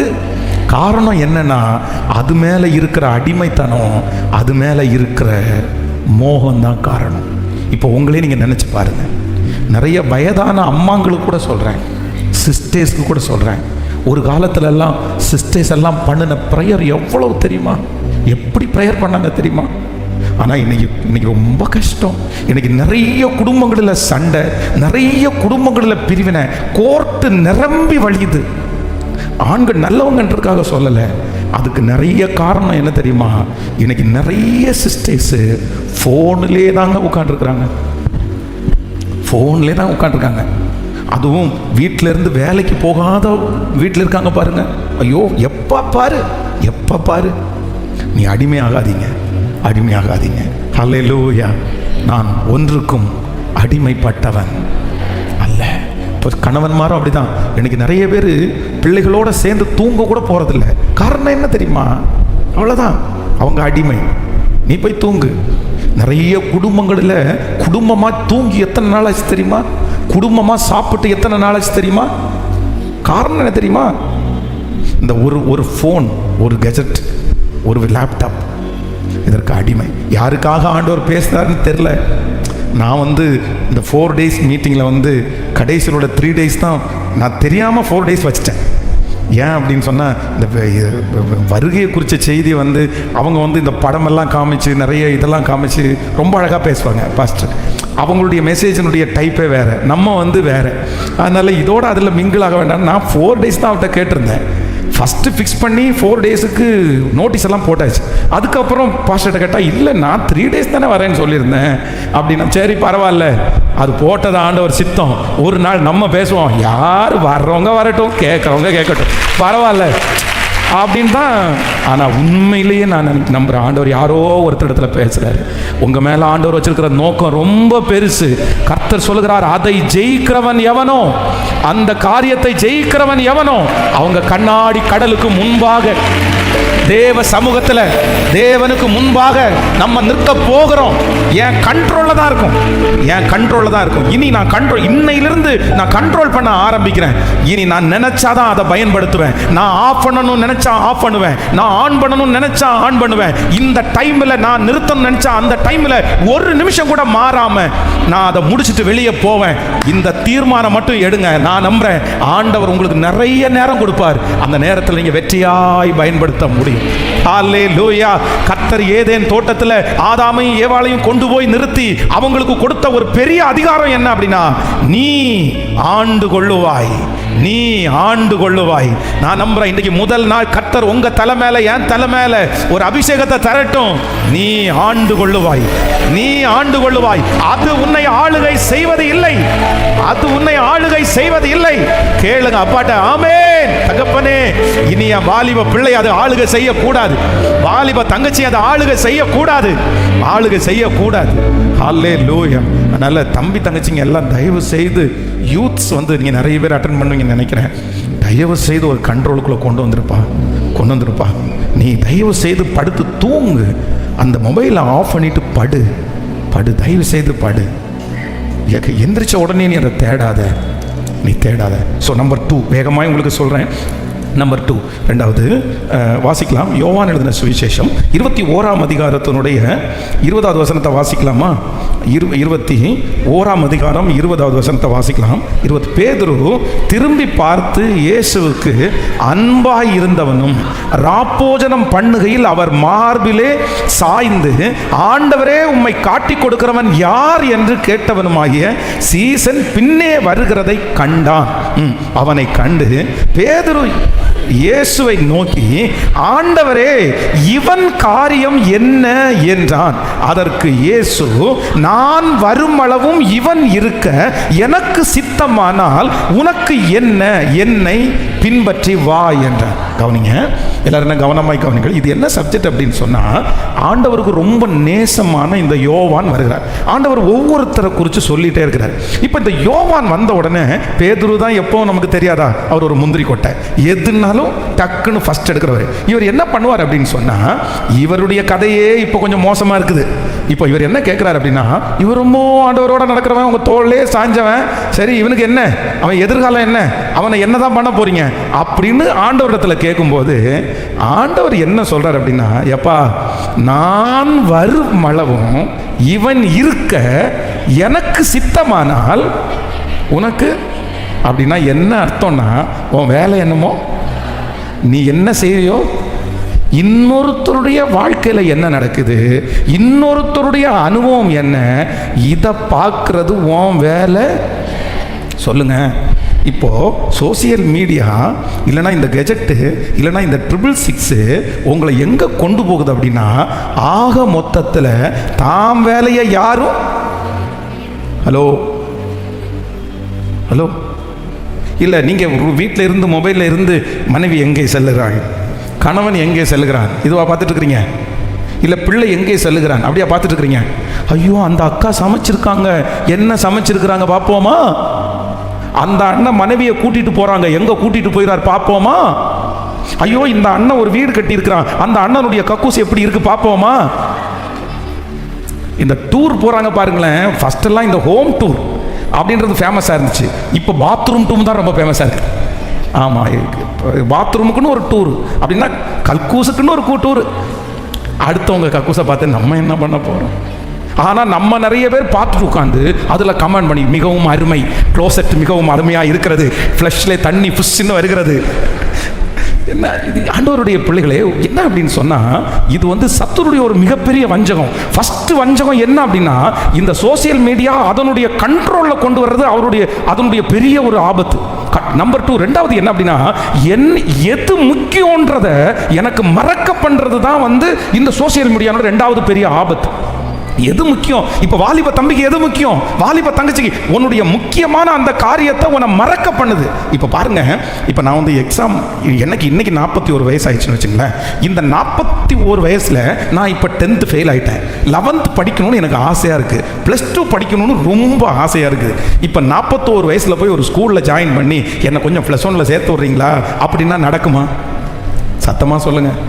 கேட்கல, நடக்காது. இன்னைக்கு என்ன அப்படின்னா, இன்னைக்கு உங்க முன்னாடி பிரசங்கம் பண்ணுகிற ஒரு கிருபையை கர்த்தர் கொடுத்துருக்கிறாரு. நான் இங்கே இருக்கிறேன். இந்த வேலையை தான் நான் இப்போ செய்ய முடியும். ஸோ 5 இயர்ஸ் தாண்டி அடுத்த 6 இயர்ஸ் தாண்டி இன்னைக்கு நான் செய்ய வேண்டிய பொறுப்பு எனக்கு கிடைக்காது. வாலிப தம்பிக்கும் தங்கச்சிக்கும் என்ன சொல்றேன் அப்படின்னா, இன்னைக்கு உனக்கு எக்ஸாம் தான் உனக்கு முக்கியமா, நீ எக்ஸாம் தான் பார்க்கணும். இன்னைக்கு உனக்கு என்ன முக்கியம்? ஆனா இந்த சோசியல் மீடியா என்ன பண்ணுது அப்படின்னு சொன்னா, நமக்கே தெரியாம நம்முடைய முக்கியத்துவத்தை மறக்க பண்ணி, எது முக்கியம் அப்படின்றத மறக்க பண்ணி, முக்கியம் இல்லாத ஒன்றை கொண்டு காலத்துக்கு முன்னாடியே நம்மளை பார்க்க வச்சு, நமக்குள்ள திணிக்க வச்சு, முக்கியமான ஒரு நாள் வரும்போது என்ன அந்தரத்தில் நடுத்தருவில் நிற்க வைக்கிறது தான் இந்த சோசியல் மீடியா. இது எனக்கு தேவையே இல்லை, இது எனக்கு அவசியமே இல்லை. அதை பார்த்து நான் ஒன்றும் பண்ண போறதில்லை, அது எனக்கு ஒன்றும் செய்ய போறதில்லை. அவங்க வாழ்க்கையை பார்த்து அது எனக்கு ஒன்றும் செய்ய போறதில்லை. அதனால எனக்கு எந்த லாபமும் இல்லை. என்ன லாபம் இருக்குன்னு நினைக்கிறீங்க? இப்போ அரசியல்வாதிகள் அத்தனை பேர் இருக்காங்க. இந்த அரசியல்வாதிக்கு பின்னாடி கொடியை பிடிச்சிட்டு போறாங்க. வாலிப தம்பி 15 வருஷம் அரசியல்வாதிக்கு பின்னாடி இருந்தேன்னு சொல்றவன் என்ன செய்வான்னு நினைக்கிறீங்க? 15 வருஷம் ஏன் அந்த அரசியல்வாதி வீட்டில் ஏதாவது பண்ணுவாரா? அவருக்கு யாருன்னே தெரியாது. ரொம்ப கவனமா இருக்கணும், ரொம்ப கவனமாக இருக்கணும். நான் ஏன் சோசியல் மீடியாவை ரொம்ப கவனமாக யூஸ் பண்ணணும் அப்படின்னா, எனக்கு முக்கியமே இல்லாததற்கு நேராகி அது என்ன பண்ணுது அப்படின்னா, என்னை அறியாமலே ட்ராவல் பண்ண வைக்குது. சிஸ்டர், இந்த ஒன்று நினைத்துக் கொள்ளுங்கள், இந்த சொல்வதெல்லாம் உண்மை அப்படின்னு ஒரு ப்ரோக்ராம் வந்துச்சு தெரியுமா? நிறைய பேர் பார்த்துருப்பீங்கன்னு நினைக்கிறேன். நான் சொல்கிறேன், அவங்க கோச்சிட்டா கூட பரவாயில்ல, த ஒஸ்ட் ப்ரோக்ராம். இது ஒரு விதத்தில் பார்க்கறதுக்கு அவங்களுக்கு சரியாக இருக்கலாம். ஆனால் இன்னொருத்தருடைய வாழ்க்கையை வெட்டா வெளிச்சத்திற்கு கொண்டு இன்னொருத்தருடைய நியாயத்தை உட்கார்ந்து பேச வச்சு, இதனால் அழிஞ்சு போன குடும்பம் எத்தனை தெரியுமா? கட்டப்பட்ட குடும்பம் இல்லை. அவங்க அந்த சொல்வதெல்லாம் உண்மையில் போய் நாங்கள் ரெண்டு பேரும் எங்களுடைய மானத்தை இங்கே விட்டுட்டோம். அவங்க என்ன திட்டினாங்க, நான் அவங்க திட்டினேன். அவங்களுடைய தண்டவாளத்தில் நான் சொன்னேன் சொல்லிட்டு எங்களுக்கு அதில் ஒன்று சேர்த்துட்டாங்கன்னு எத்தனை ஃபேமிலியை காமிக்க முடியும்னு நினைக்கிறீங்க? எத்தனை ஃபேமிலியை காமிக்க முடியும்? பிசாசு இது வெறும் உலகத்தானே மட்டும் இல்லை, எத்தனை கீழ்ப்படிதல் உள்ள மனைவியை கீழ்ப்படிதல் இல்லாமல் பண்ணியிருக்கு தெரியுமா? எத்தனை நல்ல கணவன்களை அசுத்தமான வழியில் நடத்தியிருக்கு தெரியுமா? ஐயோ, இது ஊழியத்தில் இருக்கிறதுனால தெரியும், எத்தனை பேரோ சந்திக்கிறோம். ஒரு கணவனார் என்னிடத்துல வந்து சொல்கிறாரு, பாஸ்டர் என் மனைவி ரொம்ப நல்லா இருந்தா பாஸ்டர், ஆனால் இந்த சொல்வதெல்லாம் பார்த்து பார்த்து பார்த்து பார்த்து பார்த்து கெட்டு போயிட்டா பாஸ்டர். அதுக்கு முன்னாடி அவளை நான் அடிமையாக நடத்தினதே இல்லை. அவள் நான் சொல்கிற வார்த்தைக்கு அடிமையாக அவள் கன்சல்ட் பண்ணதும் இல்லை. அவள் அதை கீழ்ப்படிதால தான் எடுத்திருக்கிறா. ஆனால் இந்த ப்ரோக்ராம் பார்த்ததுக்கு பிற்பாடு நீ என்ன அடிமையாக வச்சிருக்கிற, நீ என்னை அடிமைப்படுத்துகிற, சாதாரணமான ஒரு காரியத்தை இதை செய்யுமான்னு சொன்னால் கூட நீ என்ன உன் இஷ்டத்துக்கு என்ன ஆட்டி படைக்கிறேன்னு நினைக்கிறேன். அதெல்லாம் நான் பண்ண முடியாது, அதெல்லாம் நான் செய்ய முடியாது. இல்லைம்மா, இது கீழ்ப்படிதலில் ஒன்று. இது எங்கே போய் கீழ்ப்படிதல்? இது ஆணாதிக்கம், இது அடிமைத்தனம். அவ்வளோ வருத்தமாக சொல்கிறாரு. சிஸ்டர், ஒன்று நினைத்துக் கொள்ளுங்கள், உலகத்தில் ஒரு 4 ஸ்க்ரீனுக்கு முன்னாடி பேசுகிறத நம்பிட்டு உங்கள் வாழ்க்கையை நீங்கள் என்ன பண்ணிடாதீங்க. சத்தமாக சொல்லுங்கள், இழந்துடாதீங்க. கடந்த சில மாதங்களுக்கு முன்பாக ஒரு பிரபலமான ஒரு யூடியூபரை சந்தித்தேன். பிரபலமான ஒரு யூடியூபர். அவர் வந்து என்னை வந்து அவர் வந்தார். அவர் பேசி எனக்காக ஜெபம் பண்ணுங்க அப்படின்னு சொன்னார். அப்போ அவருக்காக ஜெபம் பண்ணும்போது அவருடைய பிரச்சனையெல்லாம் சொன்னார். அவருடைய பிரச்சனையெல்லாம் கேட்ட உடனே நான் ஆடி போயிட்டேன். ஆனால் எல்லாருக்கும் முன்னாடியும், எல்லாரும் பார்க்குற ஃபேஸ், எல்லாரும் முன்னாடியும் அவர் பண்ணுற ப்ரோக்ராம் எப்படி இருக்குது தெரியுமா? நீங்கள் அவரை பார்த்தீங்கன்னா இவரை மாதிரி சந்தோஷமானவர் யாருமே இல்லை. இந்த ஃபேமிலி மாதிரி சந்தோஷமான ஃபேமிலி. ஆனால் அவருடைய பின்னாடி, ஸ்க்ரீனுக்கு பின்னாடி, இந்த கேமராவுக்கு பின்னாடி அவருடைய வாழ்க்கையை பார்த்தீங்க அப்படின்னா எப்படி இருக்கு தெரியுமா? நரகம். ஆனால் நம்ம நிறைய பேர் என்ன பார்க்க தெரியுமா? இந்த கேமராவுக்கு முன்னாடி இருக்கிறத பார்த்த உடனே இதுதான் அப்படின்னு. அது ஸ்கிரிப்ட், அது எழுதி வச்சு படிக்கிறது, அது யூகம். அது ஒரு நாளும் என்ன ஆயிராது அப்படின்னா வாழ்க்கை ஆயிராது. ஹல்லேலூயா. கைகளை உயர்த்தி ஒரு ஹல்லேலூயா சொல்ல. இப்போ நீங்கள் தீர்மானம் எடுங்க. இனி ஒரு தீர்மானம் எடுக்கிற, ஆண்டவரே எனக்கு அவசியம் இல்லாத ஒன்றை நான் பார்க்க மாட்டேன், அதுக்காக நேரத்தை செலவிட மாட்டேன். கையை உயர்த்தி சொல்லுங்க பார்க்கலாம் எல்லாருமே, முழு பலத்தோடு. அது எனக்கு தேவை இல்லாததில் சொல்லுங்க, எனக்கு தேவை இல்லாததில் ஆமென். நான் தலையிட போகிறது இல்லை சொல்லுங்க, முழு பலத்தோட சொல்லுங்க. ஆமென். ஸ்தோத்திரம், ஸ்தோத்திரம், ஸ்தோத்திரம், ஸ்தோத்திரம், ஸ்தோத்திரம். ஆண்டவரே, இப்போ அதிலிருந்து ஆமென். இந்த நீங்கள் சோசியல் மீடியாவில் உள்ளே போகும்போது 5 மினிட்ஸ் பார்க்கலாம் அப்படின்னு உள்ளே போகும்போது இந்த சோசியல் மீடியாவை நடத்துகிற அந்த மனிதர்கள் நீங்கள் வந்து எவ்வளவு நேரம் பார்க்குறீங்களோ அவ்வளவு தூரம் அவங்களுக்கு கெயின். அதனால உங்களை எவ்வளவு தூரம் பார்க்க வைக்கணுமோ அந்த அளவுக்கு அவங்க என்ன பண்ணுவாங்க? இழுப்பாங்க. பாருங்க, ஒரு நல்லதுக்காக பயன்படுத்துகிறவங்க நிறைய பேர் இருக்கிறீங்க. இதன் மூலமாக செய்தி கேட்குறோம், இதன் மூலமாக தான் பாடல்களை கேட்குறோம். இந்த சோசியல் மீடியா வந்ததுக்கு இப்போ பாருங்கள், நம்ம இங்கே செய்தியை இங்கே சர்ச்சில் இவ்வளோ பேர் நம்ம கவனிச்சுட்டு இருக்கிறோம். ஆன்லைனில் கிட்டத்தட்ட 3700 பேர் லைவ்லேயே இருக்கிறாங்க. 3700 பேர் லைவ்லே இருந்து அவங்க நிறைய பேர் எத்தனை நாடு, எவ்வளோ நாடுகள் இருந்தெல்லாம் கேட்டிருக்காங்க. ஒரு விதத்தில் இந்த சோசியல் மீடியா பிசாசு அவனுக்காக அதை ஆதாயப்படுத்தினாலும் இதை நல்ல வழியிலே கர்த்தருக்காக பயன்படுத்துகிறவர்களையும் கர்த்தர் வைத்திருக்கிறார். ஆனால் அது என்ன பண்ணும்னா உங்களை இழுக்கும், அப்படியே இதுக்கு நேராக இழுக்கும். ஆனால் நீங்கள் என்ன பண்ணணும் அப்படின்னா, எனக்கு முக்கியம் அல்லாததை நான் இனி என்ன பண்ண மாட்டேன் அப்படின்னா பார்க்க மாட்டேன். எனக்கு அவசியம் இல்லாத ஒன்றை நான் பார்ப்பது இல்லை. எனக்கு அது தேவையில்லை, எனக்கு அந்த சாஃப்ட்வேர் தேவையில்லை, எனக்கு அது தேவையில்லை. ஒரு ஒரு ஒரு ஒரு ஒரு பயப்படத்தக்க ஒரு விஷயத்த சொல்கிறேன். +2 படிக்கிற ஒரு வாலிப தங்கச்சியை கடந்த நாட்களே ஜெபிக்கிறதுக்காக கூட்டிகிட்டு வந்திருந்தாங்க. அப்போது அவள் என்ன சொன்னால், உங்கள்கிட்ட நான் தனியாக பேசணும் அப்படின்னு சொன்னான். சரி, நீ தனியாக பேசு என்ன அப்படின்னு கேட்டேன். கேட்கும்போது அவளுடைய வாழ்க்கையில் நடக்கிற எல்லாவற்றையும் சொன்னார். சொல்லும்போது நீங்கள் பேரண்ட்ஸ் எவ்வளோ கவனமாக இருக்கணும் பாருங்கள். டியூஷன் மாஸ்டர், டியூஷனுக்கு இந்த பிள்ளை போகுது. அதுவும் டியூஷன் எடுக்கிறது யார் அப்படின்னு சொன்னால் ஒரு ஒய்ஃபு. அவங்களுடைய ஹஸ்பண்ட் இந்த பிள்ளையை தவறான விதத்திலே அந்த பிள்ளையை நடத்துகிறாரு. இதை தெரிஞ்ச அந்த பிள்ளையினுடைய அப்பா அம்மா டியூஷன் போகிறத கட் பண்ணிட்டாங்க. ஃபோனை வாங்கி பிடுங்கி வச்சுட்டாங்க. ஆனால் இந்த பிள்ளை அவங்க பாட்டியினுடைய ஃபோனை எடுத்து இப்போவும் அவர் என் கூட பேசுகிறாரு. எப்படி நீ தான் ஃபோனில் பேசுறது இல்லைன்னு கேட்டால் ரொம்ப ஆச்சரியமாக சொல்லுது. ஏதோ ஒரு ஆப் ஒன்று, அந்த ஆப்பில் வந்து அந்த மனுஷன் அந்த ஆப்பை கொடுப்பானமோ, அந்த ஆப் வழி அந்த மனுஷனை பேச முடியுமாமோ. அது ஒரு பெரிய, அது பேசவே முடியாதுன்னு வச்சுங்களேன். அவ்வளோ ஒரு சாக்கடையான விஷயம். அப்படியே அத்திருந்துட்டேன் நான்.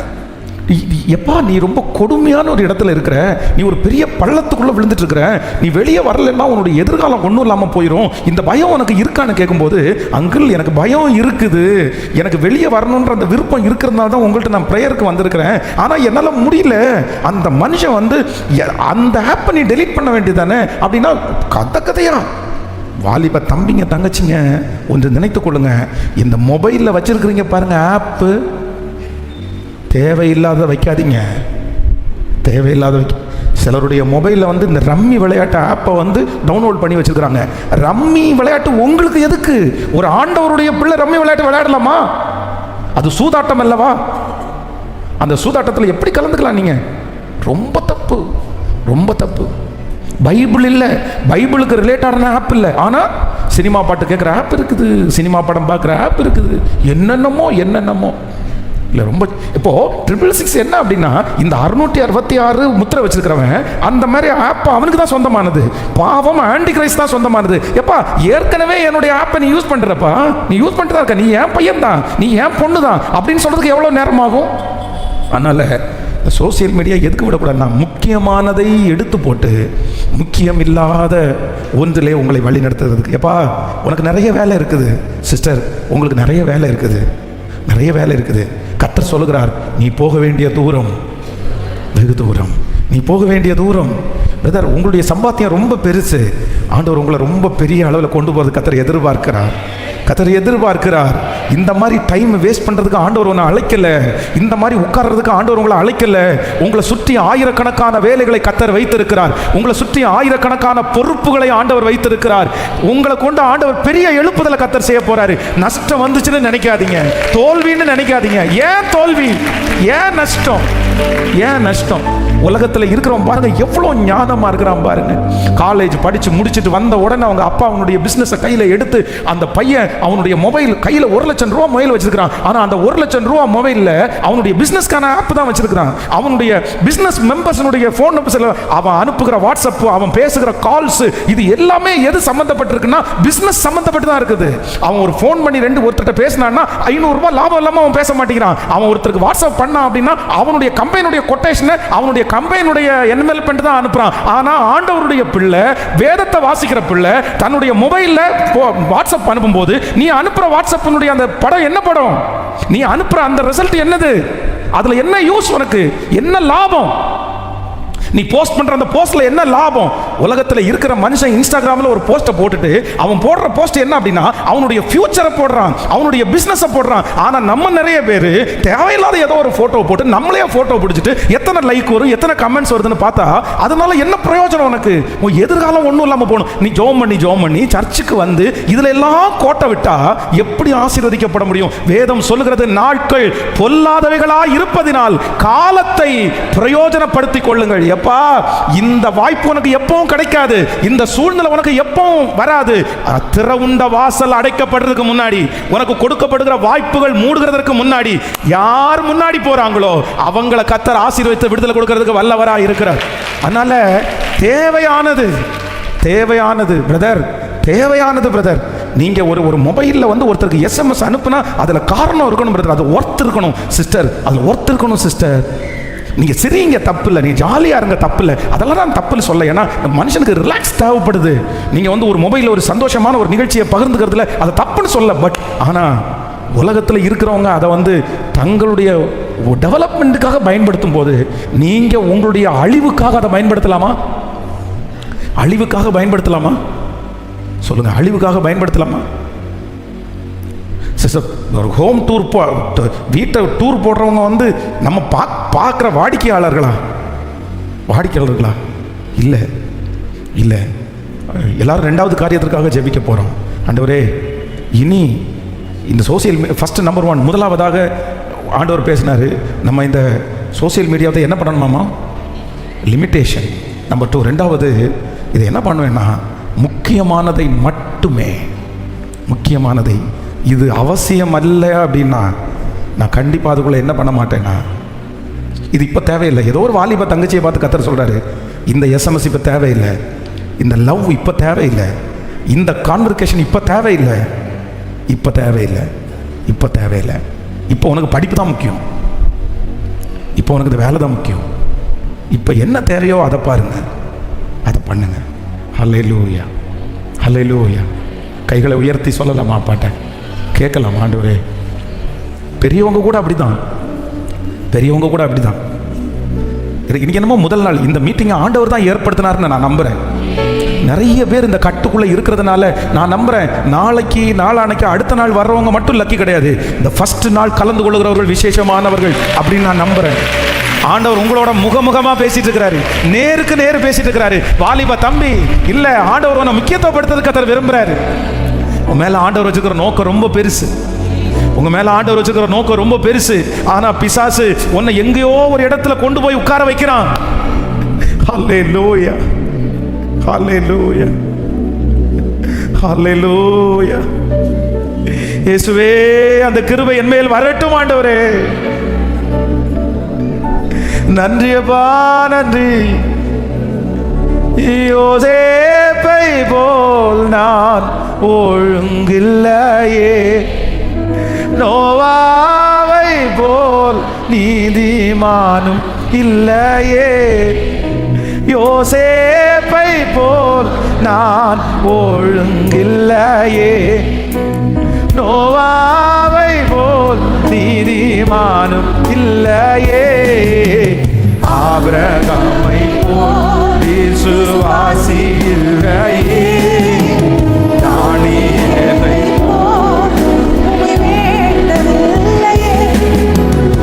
ஆபிரகாமை போல் விசுவாசி இல்லையே, தானியேலை போல் உம்மை வேண்டவில்லையே, நானாக வந்து நிற்கிறேன். சொல்லுவோம், நானாக வந்து நிற்கிறேன்.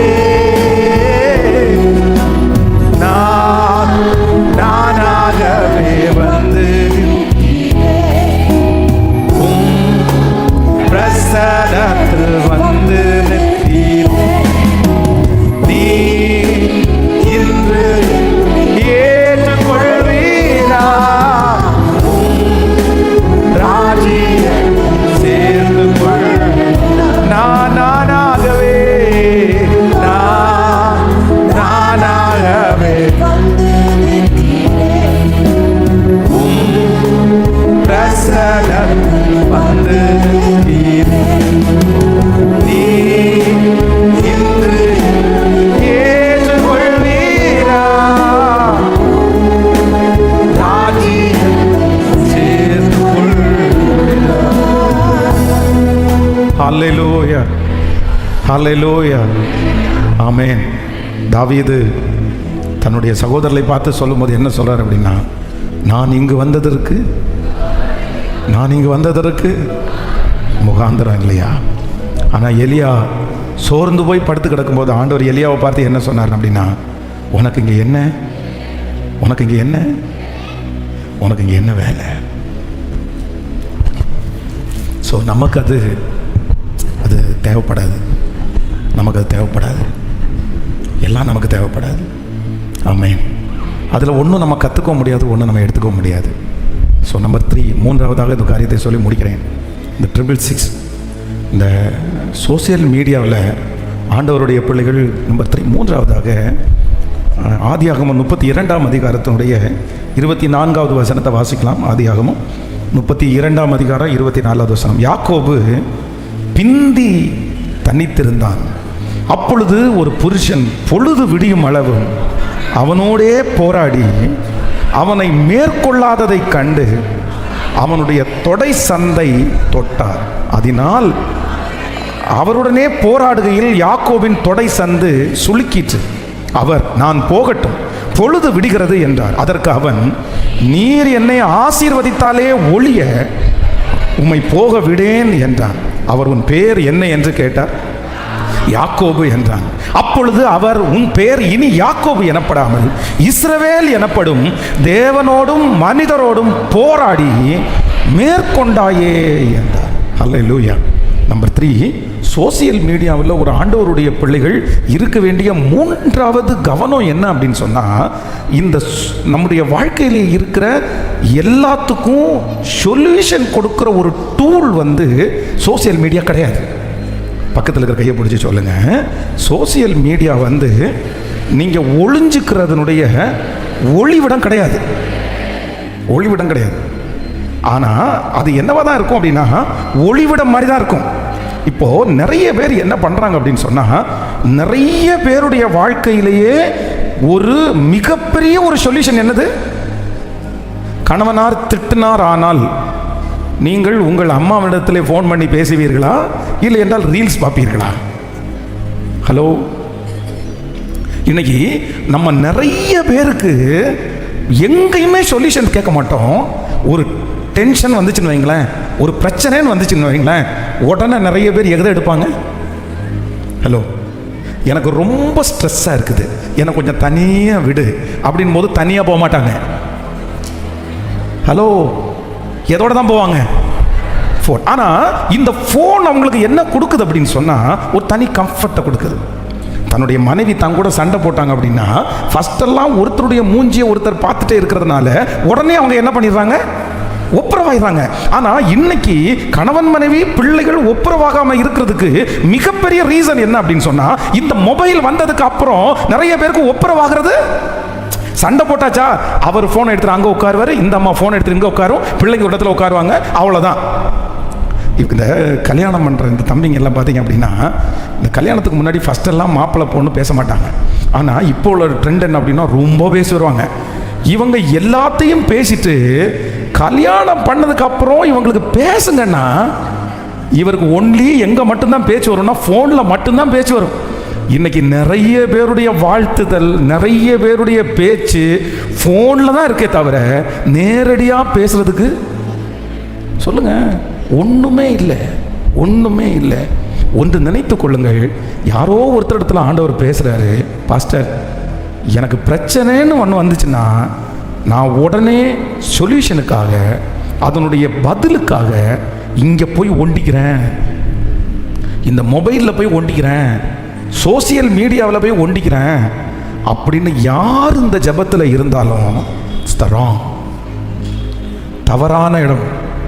நீங்கள் தவறான இடத்துக்கு நேராக போகிறீங்க. பாருங்கள், ஒரு கேர்ள் கடந்த நாட்களில் ஒரு பொண்ணு சந்திக்கும் போது அவளுக்கு ரொம்ப இன்ஃபீரியர், தான் மேலே ரொம்ப தாழ்வு மனப்பான்மை. இந்த தாழ்வு மனப்பான்மை வந்ததுனால யாரையுமே ஃபேஸ் டு ஃபேஸ் பார்த்து அவளால் பேச முடியல. அப்போ அவளுக்கு எந்த இடத்துலையும் சொல்யூஷன் கிடைக்கல. ஆனால் அவளுக்கு என்ன கிடைச்சுன்னா ஃபோன். அந்த ஃபோன் வந்ததுக்கு அப்புறம் அவள் என்ன நினைக்கிறா அப்படின்னா, எனக்கு யாரும் வேண்டாம், எனக்கு யாரும் வேண்டாம், அம்மா கூட பேசலை, அப்பா கூட பேசலை, ஃப்ரெண்ட்ஸோட பேசலை, எப்போ பாரு அவள் வீட்டில் ஏமா இப்படி ஃபோனில் உட்காந்துருக்குற, நீ கூட கொஞ்சம் பேசலாமா, போங்க வேலையை பாருங்க, எனக்கு இது ஆறுதலாக இருக்குது, எனக்கு இது சமாதானமாக இருக்குது, எனக்கு இது ஸ்ட்ரெஸ் ஃப்ரீயாக இருக்குது, எனக்கு இது பிரச்சனைக்கு சொல்யூஷன் கொடுக்குது. இன்றைக்கு இந்த சத்தத்தை கேட்கிற உங்களுக்கு யாருக்கு சோசியல் மீடியா ஒரு ஒளிவிடமாய் மறைவிடமாய் உங்களுக்கு ஸ்ட்ரெஸ் ஃப்ரீயாக இருக்குதோ, நான் சொல்கிறேன், இதை வெற்றின்னு நீங்கள் நினைக்கலாம். இது வெற்றி கிடையாது, மிகப்பெரிய ஒரு தோல்வி.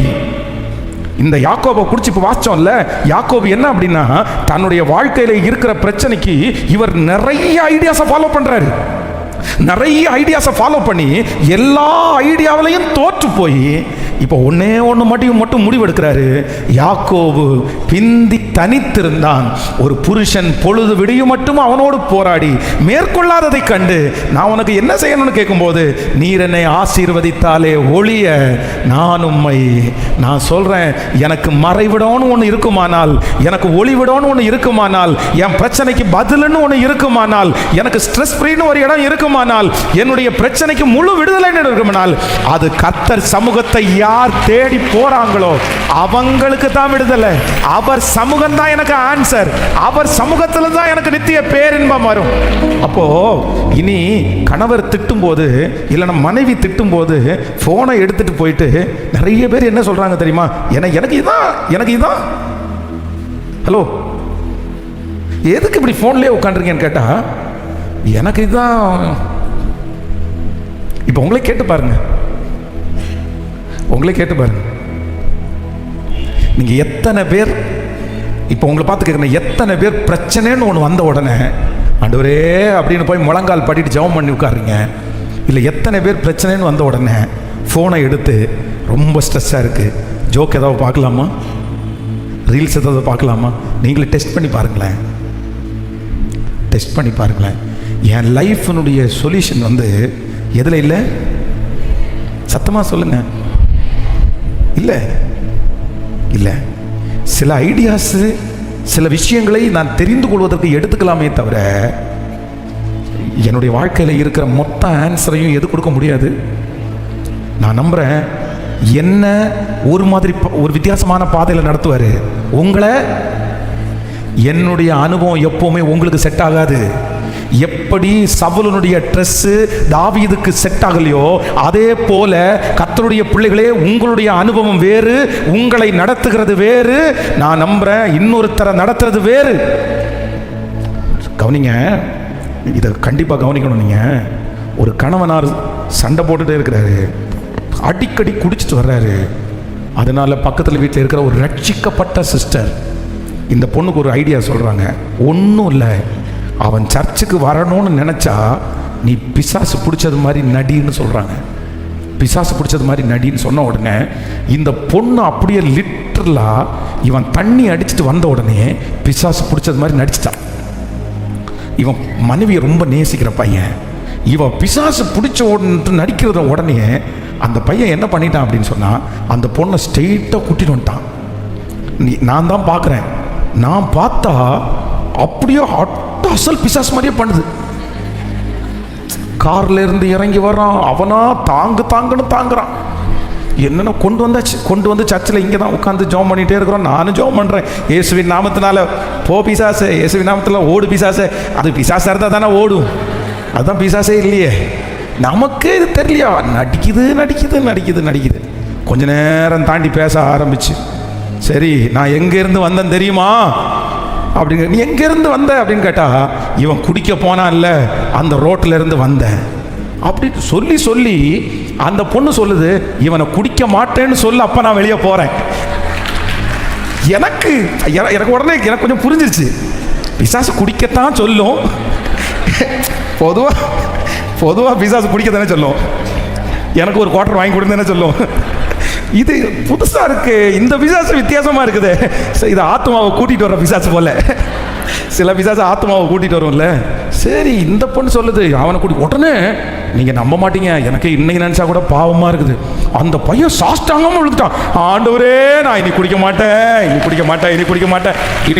இவளுக்கு சரியானா போதும் அப்படின்னு சொல்லி அப்படியே ஜெபம் பண்ணி கடைசியில் ஒரு வழியா நடிப்பு திலகம் கொஞ்சம் அவ்வளோ நேரம் நம்மளை தண்ணி காமிச்சு அப்புறம் போகிறேன்னு போச்சு. போன உடனே அவனே பக்கத்து கடையில் போய் காலையிலே சாப்பிடாமல் இருக்கிறா பஸ் அப்படின்னு சொன்ன உடனே சரி இங்கே பக்கத்தில் ஐயனார் ஹோட்டல் தான் இருக்குன்னு சொல்லிட்டு தோசை வாங்கி கொடுத்து அந்த பிள்ளைய உள்ள வச்சு சாப்பிட வச்சா, என்னம்மா உனக்கு பிரச்சனை?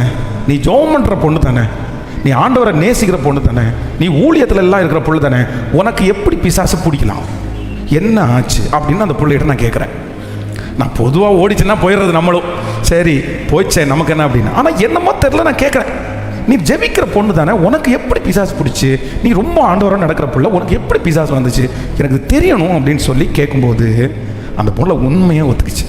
என்ன சொல்லிச்சுன்னா, பாஸ்டர் இவரை என்னால் திருத்தவே முடியல, வேறு வழியே தெரில, நான் ரொம்ப ஸ்ட்ரெஸ் ஆகுறேன், அதனால என்ன முடிவு எடுத்தேன்னா இவரை திருத்தணுன்னா நம்ம இப்படி நடிச்சு தான் ஆகணும். சரி அதுக்கு ஒரு வசனம் வேற அவ சொன்னா, வாது நாளாவது சூது நாளாவது ஒரு ஆத்மாவது ஆதாயப்படுத்தணும். சரி நானும் ஒன்றும் சொல்லலை. சரி அந்த பிள்ளையினுடைய கஷ்டம் பெரிய கஷ்டம், அவன் குடிகாரன், இந்த வயசுலேயே ரசிக்கப்பட்டு ஞானம் எடுத்த பிள்ளை ஒரு குடிகாரனை வச்சு கஷ்டம்தான் அப்படின்னு நினச்சி, சரிப்பா பரவாயில்ல, பட் இது ராங், இது தப்பு, நம்ம ரட்சிப்பு கர்த்தருடையது, ரட்சிக்கக்கூடாதபடி என்னுடைய கை குறுகி போகலன்னு கர்த்தர் சொல்கிறாரு. எப்போவுமே நம்ம ஒரு விஷயத்துக்காக மாற்று வழியை நம்ம தேர்ந்தெடுக்க முடியாது, பொய்யா போகிறதெல்லாம் கர்த்தர் அங்கீகரிக்க மாட்டார். பட் என்னாலும் உன்னுடைய சூழ்நிலை அந்த மாதிரி நீ நினச்சா, சரி அவன் ஒப்பு கொடுத்துட்டான், இதே மெயின்டைன் பண்ணிடு, சரி நீ விட்டுரு, இதை எனக்கு உனக்கு தெரிஞ்சது மாதிரி வச்சுக்கோ அப்படின்னு சொல்லிட்டு அனுப்பிவிட்டோம். கொஞ்ச நாள் நல்லா குடும்பம் நடத்தி வாழ்ந்தாங்க. ஆனால் அது ரொம்ப நாள் ஓடலை. ஸோ ஒரு நாள் அவன் நடிச்சிட்டா, ரொம்ப நடித்தாங்க அந்த பொண்ணு. ஆனால் அடுத்த டைமும் அந்த மனுஷனுடைய குடிப்பழக்கத்திலிருந்து அடுத்த பிரச்சனை வரும்போது அந்த மனுஷனால் வெளியே வரவே முடியல. இப்போ என்ன பண்ண முடியும்னு நினைக்கிறீங்க? இன்னொரு டைம் பிசாசு பிடிச்சது மாதிரி நடிக்க முடியுமா? நடிக்க முடியல. இன்னைக்கு வரைக்கும் அந்த மனுஷனை அதிலிருந்து விடுதலை கொடுக்க முடியல. அப்போ நான் என்ன நம்புகிறேன் அப்படின்னா, நம்முடைய பிரச்சனையினுடைய சொல்யூஷன் வேறு எங்கேயும் இல்லை, வேறு எங்கேயும் இல்லை. நான் அந்த பாப்பாவை அந்த பிள்ளையை கூப்பிட்டு என்ன சொன்னேன் அப்படின்னா, நீ இந்த மாதிரி நடிக்கணும், இந்த மாதிரி விடுதலாம் விட்டுரு, இந்த குறுக்கு வழியெல்லாம் விட்டுரு. அவரை நோக்கி பார்த்த முகங்கள் வெட்கப்படவில்லை, அவரை நோக்கி பார்த்த முகங்கள் பிரகாசம் அடைந்தன, அவைகள் வெட்கப்பட்டு போனது இல்லை. அதனால வானத்தை பூமியை உண்டாக்கின கர்த்தரிடத்திலிருந்து எனக்கு ஒத்தாசை வரும். நீ ஜோம் பண்ணும், ஜோம் பண்ணு. ஆண்டவர் முழங்காலுக்கு சிஸ்டர் பிரதர் யாரோ ஒருத்தர் என்ன வந்தாலும் உடனே போய் இன்டர்நெட்டில் சர்ச் பண்ணுறவங்களா இருக்கலாம். ஜாக்கிரதை, கேர்ஃபுல். எதுக்கு எடுத்தாலும் போய் இன்டர்நெட்டில் போய் நீங்கள் சர்ச் பண்ணுறத முதல்ல விட்டுருங்க. ஒரு கட்டி வந்துச்சா உடனே என் வயிற்றினுடைய ரைட் சைட்லேயே ஒரு கட்டி வந்தது, கூகுள் நீ என்ன சொல்லுகிற அப்படின்னு உடனே அது ஃபஸ்ட்டு எடுத்த உடனே என்ன சொல்ல தெரியுமா? இது கேன்சர் கட்டியாகவும் இருக்கிறதுக்கு வாய்ப்பு இருக்கிறது. வேற என்ன சொல்லும்? அது எழுதி வச்சது தானே சொல்லும். வேற நான் என்ன சொல்றேன் அப்படின்னா, அது எழுதி வச்சுக்கிறத சொல்றதுக்கும் ஆண்டவர் எழுதி வச்சிருக்கிறத சொல்றதுக்கும் நிறைய வித்தியாசம். கர்த்தரிடத்துல போய் ஆண்டவரே எனக்கு வயிற்று பக்கத்தில் ஒரு கட்டி வந்திருக்கு அப்படின்னு சொன்னா அது ஒன்றுமில்லை, அது ஒன்றும் பண்ணாது, அது ஒன்றும் அழிக்கிறதுக்காக வந்ததில்லை, அது ஒன்றும் உருவாக்குறதுக்காக வந்தது. கர்த்தர் அப்படி தானே பேசுவார். ஆனால் கூகுள் என்ன பேசும்? ஏற்கனவே பக்கத்து 3வது தெருவில் ஒருத்தனுக்கு இப்படி தான் வந்துருச்சு, அவனுக்கு வயரோட கட் பண்ணி எடுத்தாங்கன்னு வரும். வேற என்ன சொல்லும்? அதனால ஆண்டவருடைய பிள்ளைகள் ஒன்று நினைத்துக் கொள்ளுங்கள், எதுக்கு எடுத்தாலும் எங்கே போகக்கூடாது, இந்த கூகுளில் முதல்ல சர்ச் பண்ணுறதை எடுத்து போடுங்க, முதல்ல விட்டு போயிருங்க. அது இருக்கிற வரைக்கும் நீ ஆபத்து நம்மளை விட்டு போகாது, கலக்கம் நம்மளை விட்டு போகாது. அது சொல்கிறதெல்லாம் நம்ம கேட்க முடியாது. ஏதோ ஒரு தேவைக்காக ஒரு ஆராய்ச்சி செய்கிறது, ஒரு பார்க்குறது, ஒரு படிக்கிற பாடத்தை தெரிஞ்சுக்கிறதுக்கு தவறல்ல. ஆனால் என் வாழ்க்கையினுடைய கேள்விகளை நான் அங்கே கொண்டு போய் கேட்க வேண்டியதில்லை. என் வாழ்க்கையினுடைய கேள்விகளுக்கு இந்த வேர்ல்டு லெவலில் என்னை படைச்ச தெய்வம், என் நரம்புகளை அறிஞ்சவர், என் எலும்புகளை அறிஞ்சவர், உலக தோற்றத்துக்கு முன்னே என்னை அறிஞ்ச அவருக்கு தெரியுமா? கூகுளுக்கு தெரியுமா? நான் சொல்கிறேன், அவருக்கு தான் தெரியும். என் தேவனுக்கு தான் தெரியும். நான் ஆராதிக்கிற கர்த்தருக்கு தெரியும். நான் முன்பாக போனா அவருக்கு தெரியும், பின்னாடி கிரியை செய்தா அவருக்கு தெரியும். நான் போகும் வழி கூகுளுக்கு தெரியாது. நான் போகும் வழி எது யாருக்கு தெரியும் அப்படின்னா கர்த்தருக்கு தெரியும். நான் ஸ்ட்ரெஸ்ஸாக இருக்கிறேன், எனக்கு இவ்வளோ பிரச்சனையாக இருக்குது, நான் என்ன பண்ணட்டும்னு கூகுள்கிட்ட கேட்டால் நீ மனதளவு டாக்டரை போய் பாருன்னு சொல்லும். பக்கத்து தெருவில் மனநல டாக்டர் இருக்காரு, இல்லை இந்த மாத்திரை எடுத்து சாப்பிடு தூக்கிடுவா அப்படின்னு சொல்லும். ஆனால் என்ன ஆண்டவர் என்ன சொல்லுவார் தெரியுமா? வருத்தப்பட்டு பாரம் சுமக்கிறவர்களே எல்லாரும் என்னிடத்தில் வாருங்கள், நீ எதுக்கு கலங்குற, நீ எதுக்கு பயப்படுற, நாளைய தினத்தை குறித்து நீ கவலைப்பட வேண்டாம், நாளைய தினத்தை நான் பார்த்து கொள்ளுகிறேன்.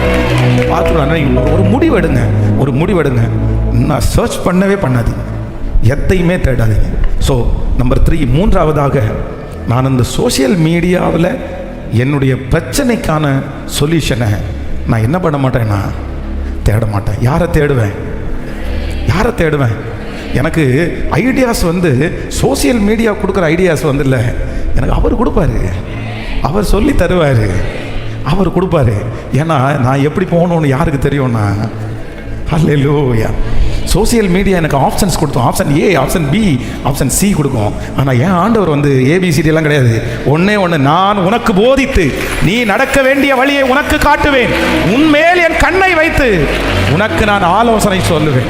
ஒரே வழி, நீ இப்படி போப்பா.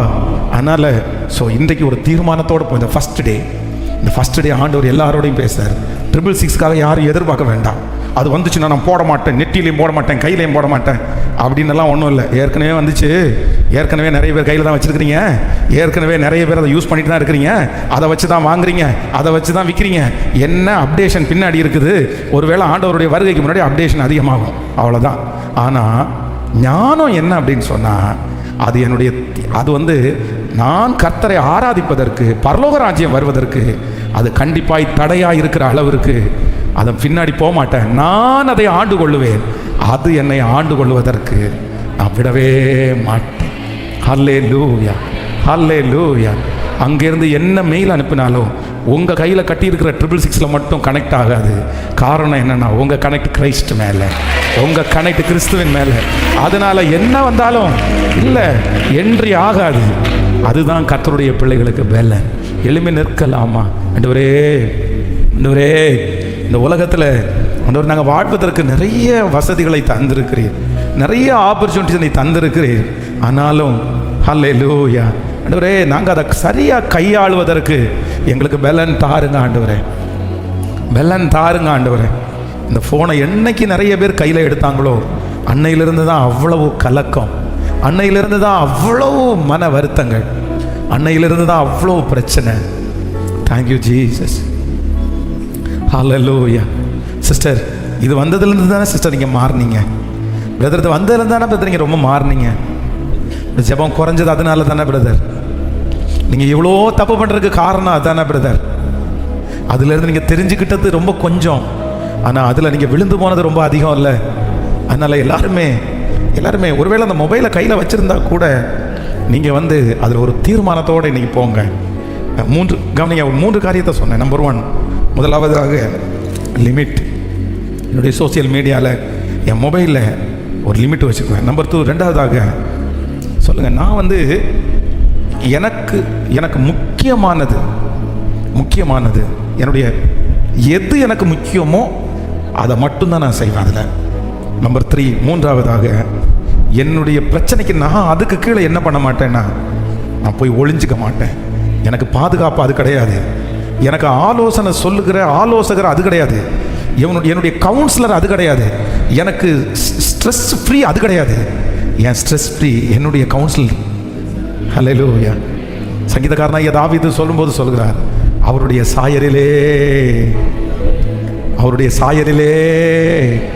சொல்லுங்க, அவருடைய சாயலிலே நான் திருப்தி ஆவேன், அவருடைய சாயலிலே நான் திருப்தி ஆவேன். கையை மேலே உயர்த்து, ஒப்பு கொடுக்குறவங்கெல்லாம் ஒப்பு கொடுத்து முழு பலத்தோட, ஆண்டவரே சாரிப்பா, உண்மையிலே உங்க மேல பெரிய நோக்கத்தை ஆண்டவர் வச்சிருக்கிறேன். அம்மா, நீ எத்தனை வயதானாலும் உங்களை ஜெபிக்க வச்ச அழகு பார்க்குற கத்த சொல்ற, நீங்க மட்டும் ஜெபம் பண்ணா எத்தனை சத்தருடைய கிரியை அழியும் தெரியுமா? நீ யாருக்கும் தெரியாம ஒரு ரூம்ல உட்கார்ந்து ஜெபம் பண்ணுவீங்க, ஆனா கத்தர் 1000 கிலோமீட்டருக்கு அந்த பக்கம் உங்க ஜெபத்தினால ஒரு நபரை சந்திப்பார், உங்க ஜெபத்தினால ஒரு குடிகாரனை மாற்றுவார், உங்க ஜெபத்தினால ஒரு திருச்சபையை கத்தர் கட்டி எழுப்புவார், உங்க ஜெபத்தினால ஒரு ஊழியக்காரரை கத்தர் பாதுகாப்பார். ஹல்லேலூயா, ஹல்லேலூயா. ஆனா சத்துரு அதை அறிந்து கொண்டு எப்படியாவது உங்களை அடிமைப்படுத்தணும்னு நினைக்கிறான். ஆனா ஆண்டவர் இன்றைக்கு இந்த முதல் நாள் கன்வென்ஷன்ல கர்த்தர் சொல்றாரு, இல்ல நீ அதை தூக்கி போடு, அது வேண்டாம், அது ஒன்னு ஆளுகை செய்யறதுக்கு நீ விடாத, அதை விடாத. இல்ல, கர்த்தர் உங்களை கொண்டு வந்து நிறுத்தி, நீ ஆண்டு கொள்ளுவாய். நீங்க தான் அந்த இடத்துல ராஜா, நீங்க தான் அந்த இடத்துல தலைவர், நீங்க சொன்னா அது கேட்கணும். ஆமென். நீங்க உங்களுடைய கண்ட்ரோல்ல இருக்கணும். நான் அதுக்கு பின்னாடி போக மாட்டேன். அதை நிறுத்தணும்னா நான் நிறுத்துவேன், வைக்கணும்னா வச்சிருவேன். ஜெபம் பண்ற அத்தனை பேருக்கும் ஆண்டவர் கிருபையை தரப்போகிறார். ஹல்லேலூயா, ஹல்லேலூயா. என்ன கண்ட்ரோல் பண்ணுகிறது கர்த்தர், என்ன போதித்து நடத்துறது கர்த்தர். கையை உயர்த்தி முடிஞ்சவங்க எல்லாம் சொல்லுங்க, ஏசப்பா பார்த்து சொல்லுங்க, ஆண்டவரே நீங்க தான் ஆண்டவரே. சொல்லுங்க, நீங்க தான் என்ன கண்ட்ரோல் பண்ணுகிறவர். முழு பலத்தோட சொல்லுங்க, நீங்க தான்ப்பா. இல்ல ஆமென். அது உன்னுடைய குடும்பம் போனா கூட பரவாயில்லன்னு சொல்லுது இல்ல, சமாதானத்துக்கே உன்னை விடல இல்ல, எப்படி நீ அதை விடலாம்? எப்படி? ஆமென். போனு தான் எனக்கு முக்கியம், குடும்பம் கூட எனக்கு முக்கியம் இல்லை என்ற அளவுக்கு நீங்க போயிட்டீங்களே. இல்லையே, என் எதிர்காலம் கூட முக்கியம் இல்ல, எனக்கு போன் தான் முக்கியம், நீங்க போயிட்டீங்களே. ஆனா ஆவியானவர் இன்னைக்கு நிறைய பேரோட பேசுறாரு, இல்லப்பா, நீ என் பிள்ளை, நீ எனக்கு பிரியமானவன். கைகளை உயர்த்தி ஏசப்பாட்ட, இயேசுவே அதை கண்ட்ரோல் பண்ணக்கூடிய ஒரு கிருபையை தாரு. கேளுங்கப்பா. இயேசுவே, மண்ணான மனுஷன் ஆண்டவரே, என்னால ஒன்றும் செய்ய முடியாதுப்பா, என் மேல ஒரு இரக்கம் காமிங்க ஆண்டவரே. அதுல இருந்து வெளியே வரணும்னு ஆசைப்படுறவங்க சத்தத்தை உயர்த்தி ஏசப்பாட்ட கேளுங்க, ஆண்டவரே அதுல இருந்து என்ன வெளியே கொண்டு வாங்க ஆண்டவரே. கேளுங்க, அப்பா எனக்கு ஒரு பலன் தாங்கப்பா, எனக்கு ஒரு பலன் தாங்க ஆண்டவரே. இப்போ உங்க இரக்கத்திற்காக தான்ப்பா நான் கெஞ்சி நிக்கிறேன், இப்போ உங்க இரக்கத்திற்காக தான் கெஞ்சி நிக்கிறேன். என்னை காப்பாற்றுறதுக்கு நீங்க எடுக்கிற முயற்சிக்காக நன்றி, என்னை காப்பாற்றுறதுக்கு நீ எடுக்கிற முயற்சிக்காக நன்றி. ஆனா எப்படியாவது அதை உணரக்கூடிய ஒரு கிருபை தாங்கப்பா. நன்றி ஆண்டவரே, நன்றி. உடைய பிள்ளைகள் ஒவ்வொருவரையும் ஆசீர்வதிக்கிறேன். திருச்சபைக்கு வந்திருக்கிற, இன்னும் ஆன்லைன் மூலமா இந்த சத்தத்தை கேட்கிற ஒவ்வொரு பிள்ளைகள் மேலும் தேவ மகிமை அளவு கடங்காத விதமாக இருக்கட்டும் ஆண்டவரே. இந்த 4 நாட்கள் முடியும் போது எங்களை சுத்திகரித்து சுத்த பொன்னா ஆண்டவரே, நல்ல ஒரு துருத்தியா ஆண்டவரே, நீங்க ரசத்தை ஊத்தும் போது ஒரு நல்ல துருத்தியா இந்த 4 நாளைக்குள்ள எங்களை கம்ப்ளீட்டா ஆண்டவரை மாற்றி உங்களை நாங்க பார்க்கணும், உங்க பிரசன்னத்தை உணரணும். அந்த ஃபீலுக்குள்ள எங்களை நீங்க நடத்துகிறதற்காக ஸ்தோத்திரம். நாளைக்கு நடக்கிற உபவாச ஜெபத்தை நீங்க ஆசீர்வதிங்கப்பா. நாளையிலிருந்து டெய்லி மாலையில நடக்கிற அந்த கூட்டத்தில் கர்த்தருடைய மகிமை கடந்து வரட்டும்ப்பா. ஏசப்பா, தம்முடைய தாசரை கொண்டு நீங்க 3 நாட்களும் எங்களோடு பேசுவீராக. உங்க கரங்களில் தாழ்த்துறோம். இந்த ஜனங்கள் அல்ல, இன்னும் திரள் கூட்டத்தை கர்த்தர் கொண்டு வருவீராக. ராஜா, ஜனங்களை கொண்டு வருவீராக. நாளைக்கு இடம் கொள்ளாமல் போகும் மட்டும் நீர் ஆசீர்வதி. உங்க கிருபையின் கரங்களில் தாழ்த்துறோம். இயேசுவின் மூலம் ஜெபம் எடுக்கிறோம் நல்ல பிதாவே. என் ஆத்துமாவே கர்த்தரை ஸ்தோத்திரி, என் முழு உலகமே பரிசுத்த நாமத்தை ஸ்தோத்திரி. என் ஆத்துமாவே கர்த்தரை ஸ்தோத்திரி. கர்த்தர் செய்த சகல உபகாரங்களையும் மறவாதே. நம்முடைய ஆண்டவராகிய இயேசு கிறிஸ்துவின் கிருபை, பிதாவாகிய தேவனுடைய அன்பு, பரிசுத்த ஆவியானுடைய அந்யோன்ய ஐக்கியம் நம்மளோடும் இன்றும் என்றும் சதா காலம் கூட இருப்பதாக. ஆமென். ஹல்லேலூயா.